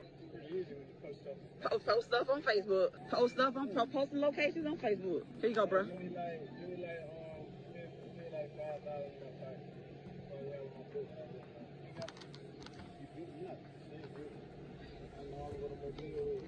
Watch your chain. Can you do a show tonight? Following Brazy's arrest, the local news were quick to report on it, highlighting his lengthy criminal record and the tragedy of his grandparents' murders that had put him on their radar, with their emphasis seemingly being on the fact that Brazy's crazy lifestyle had likely caused the attack on his loved ones. Brazy back in jail. The arrest stopping him from taking the stage at Cloud Ultra Lounge in Dothan, where according to Eventbrite, he was supposed to perform from 7 to 11 Saturday. Brazy's cousin took his place for him that night, according to posts from the two on Instagram. Jail records indicate warrants were out for Brazy on illegal firearm and marijuana possession charges. Those charges are related to a recent grand jury indictment. Brazy's criminal history in Mobile dates all the way back to 2010. You may remember in February, his grandparents, Leila and Tony Lewis, were found dead after a house fire in the Happy Hills neighborhood. Police say someone shot into the home and ultimately ruled their deaths a homicide. Brazy admitted his lifestyle played a role in that. Unfortunately, Alabama is one of the 8 states in the US that requires people accessing public records to actually be residents of that state. So we couldn't get our hands on Brazy's full paperwork, but according to news reports, this time around, the Mobile law enforcement had been gathering a long list of violations that Brazy had been engaging in, including failing to report to his probation officer, traveling outside Alabama numerous times without permission, and other more serious offenses, one of these absurdly being the fact that Brazy had been the target of an assassination attempt soon after being released from jail last time around, during which his partners returned fire against the assailants that were trying to kill Brazy. WKRG News 5's Nicolette Schleisman sat down with Public Safety Director Lawrence Batiste to talk about his lengthy rap sheet. She's live here to tell us about this latest arrest. Well, Devin,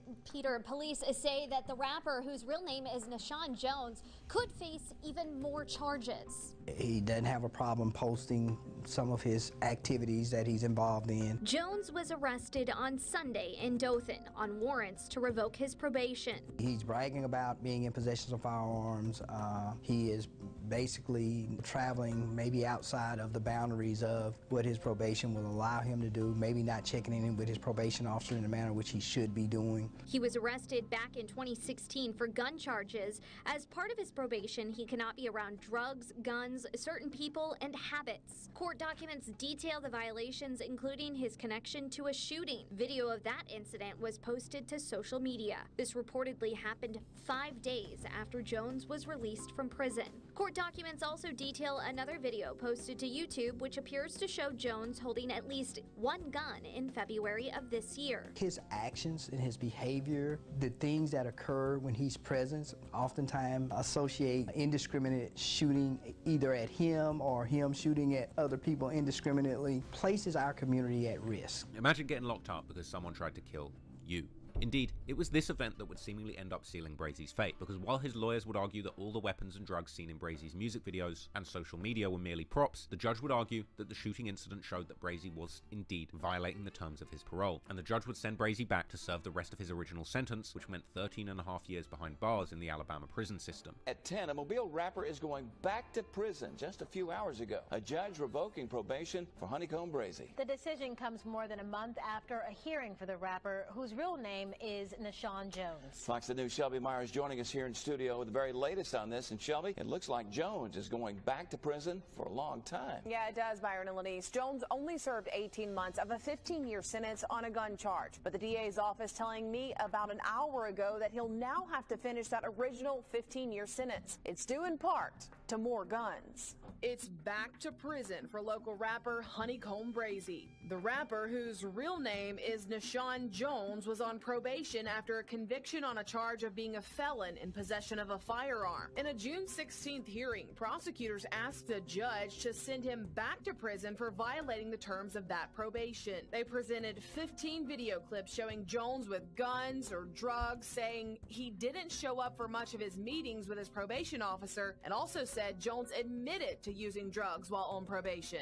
The defense argued that the guns and drugs in the videos were stage props for music videos. Even if true, the judge wrote in his order, that does not explain a shootout that the defendant was present for in Montgomery that was caught on surveillance video at a barber shop. The documents say Jones' associates traded gunfire with unknown assailants, and Jones later posted an account of the incident on social media. When prosecutors accused Jones of failing to check in with his probation officer, the defendant implied that he ignored the orders to report because he feared his life was in danger following the killing of his grandparents, Tony and Layla Lewis. As already mentioned at the beginning of the video, Alabama's prison system is one of, if not the most dangerous in America, but the violence is only one of the many issues plaguing these state prisons. In 2019, after an investigation into Alabama state prisons was carried out by the Department of Justice, a report was released that deemed the conduct inside these prisons lacking so severely and on so many levels that it constituted a severe breach of the prisoners' constitutional rights. Officials in Alabama have until next week to improve safety throughout the state's troubled prison system. The Justice Department demanded an overhaul after an investigation found conditions unconstitutional, violating the 8th Amendment protections against cruel and unusual punishment.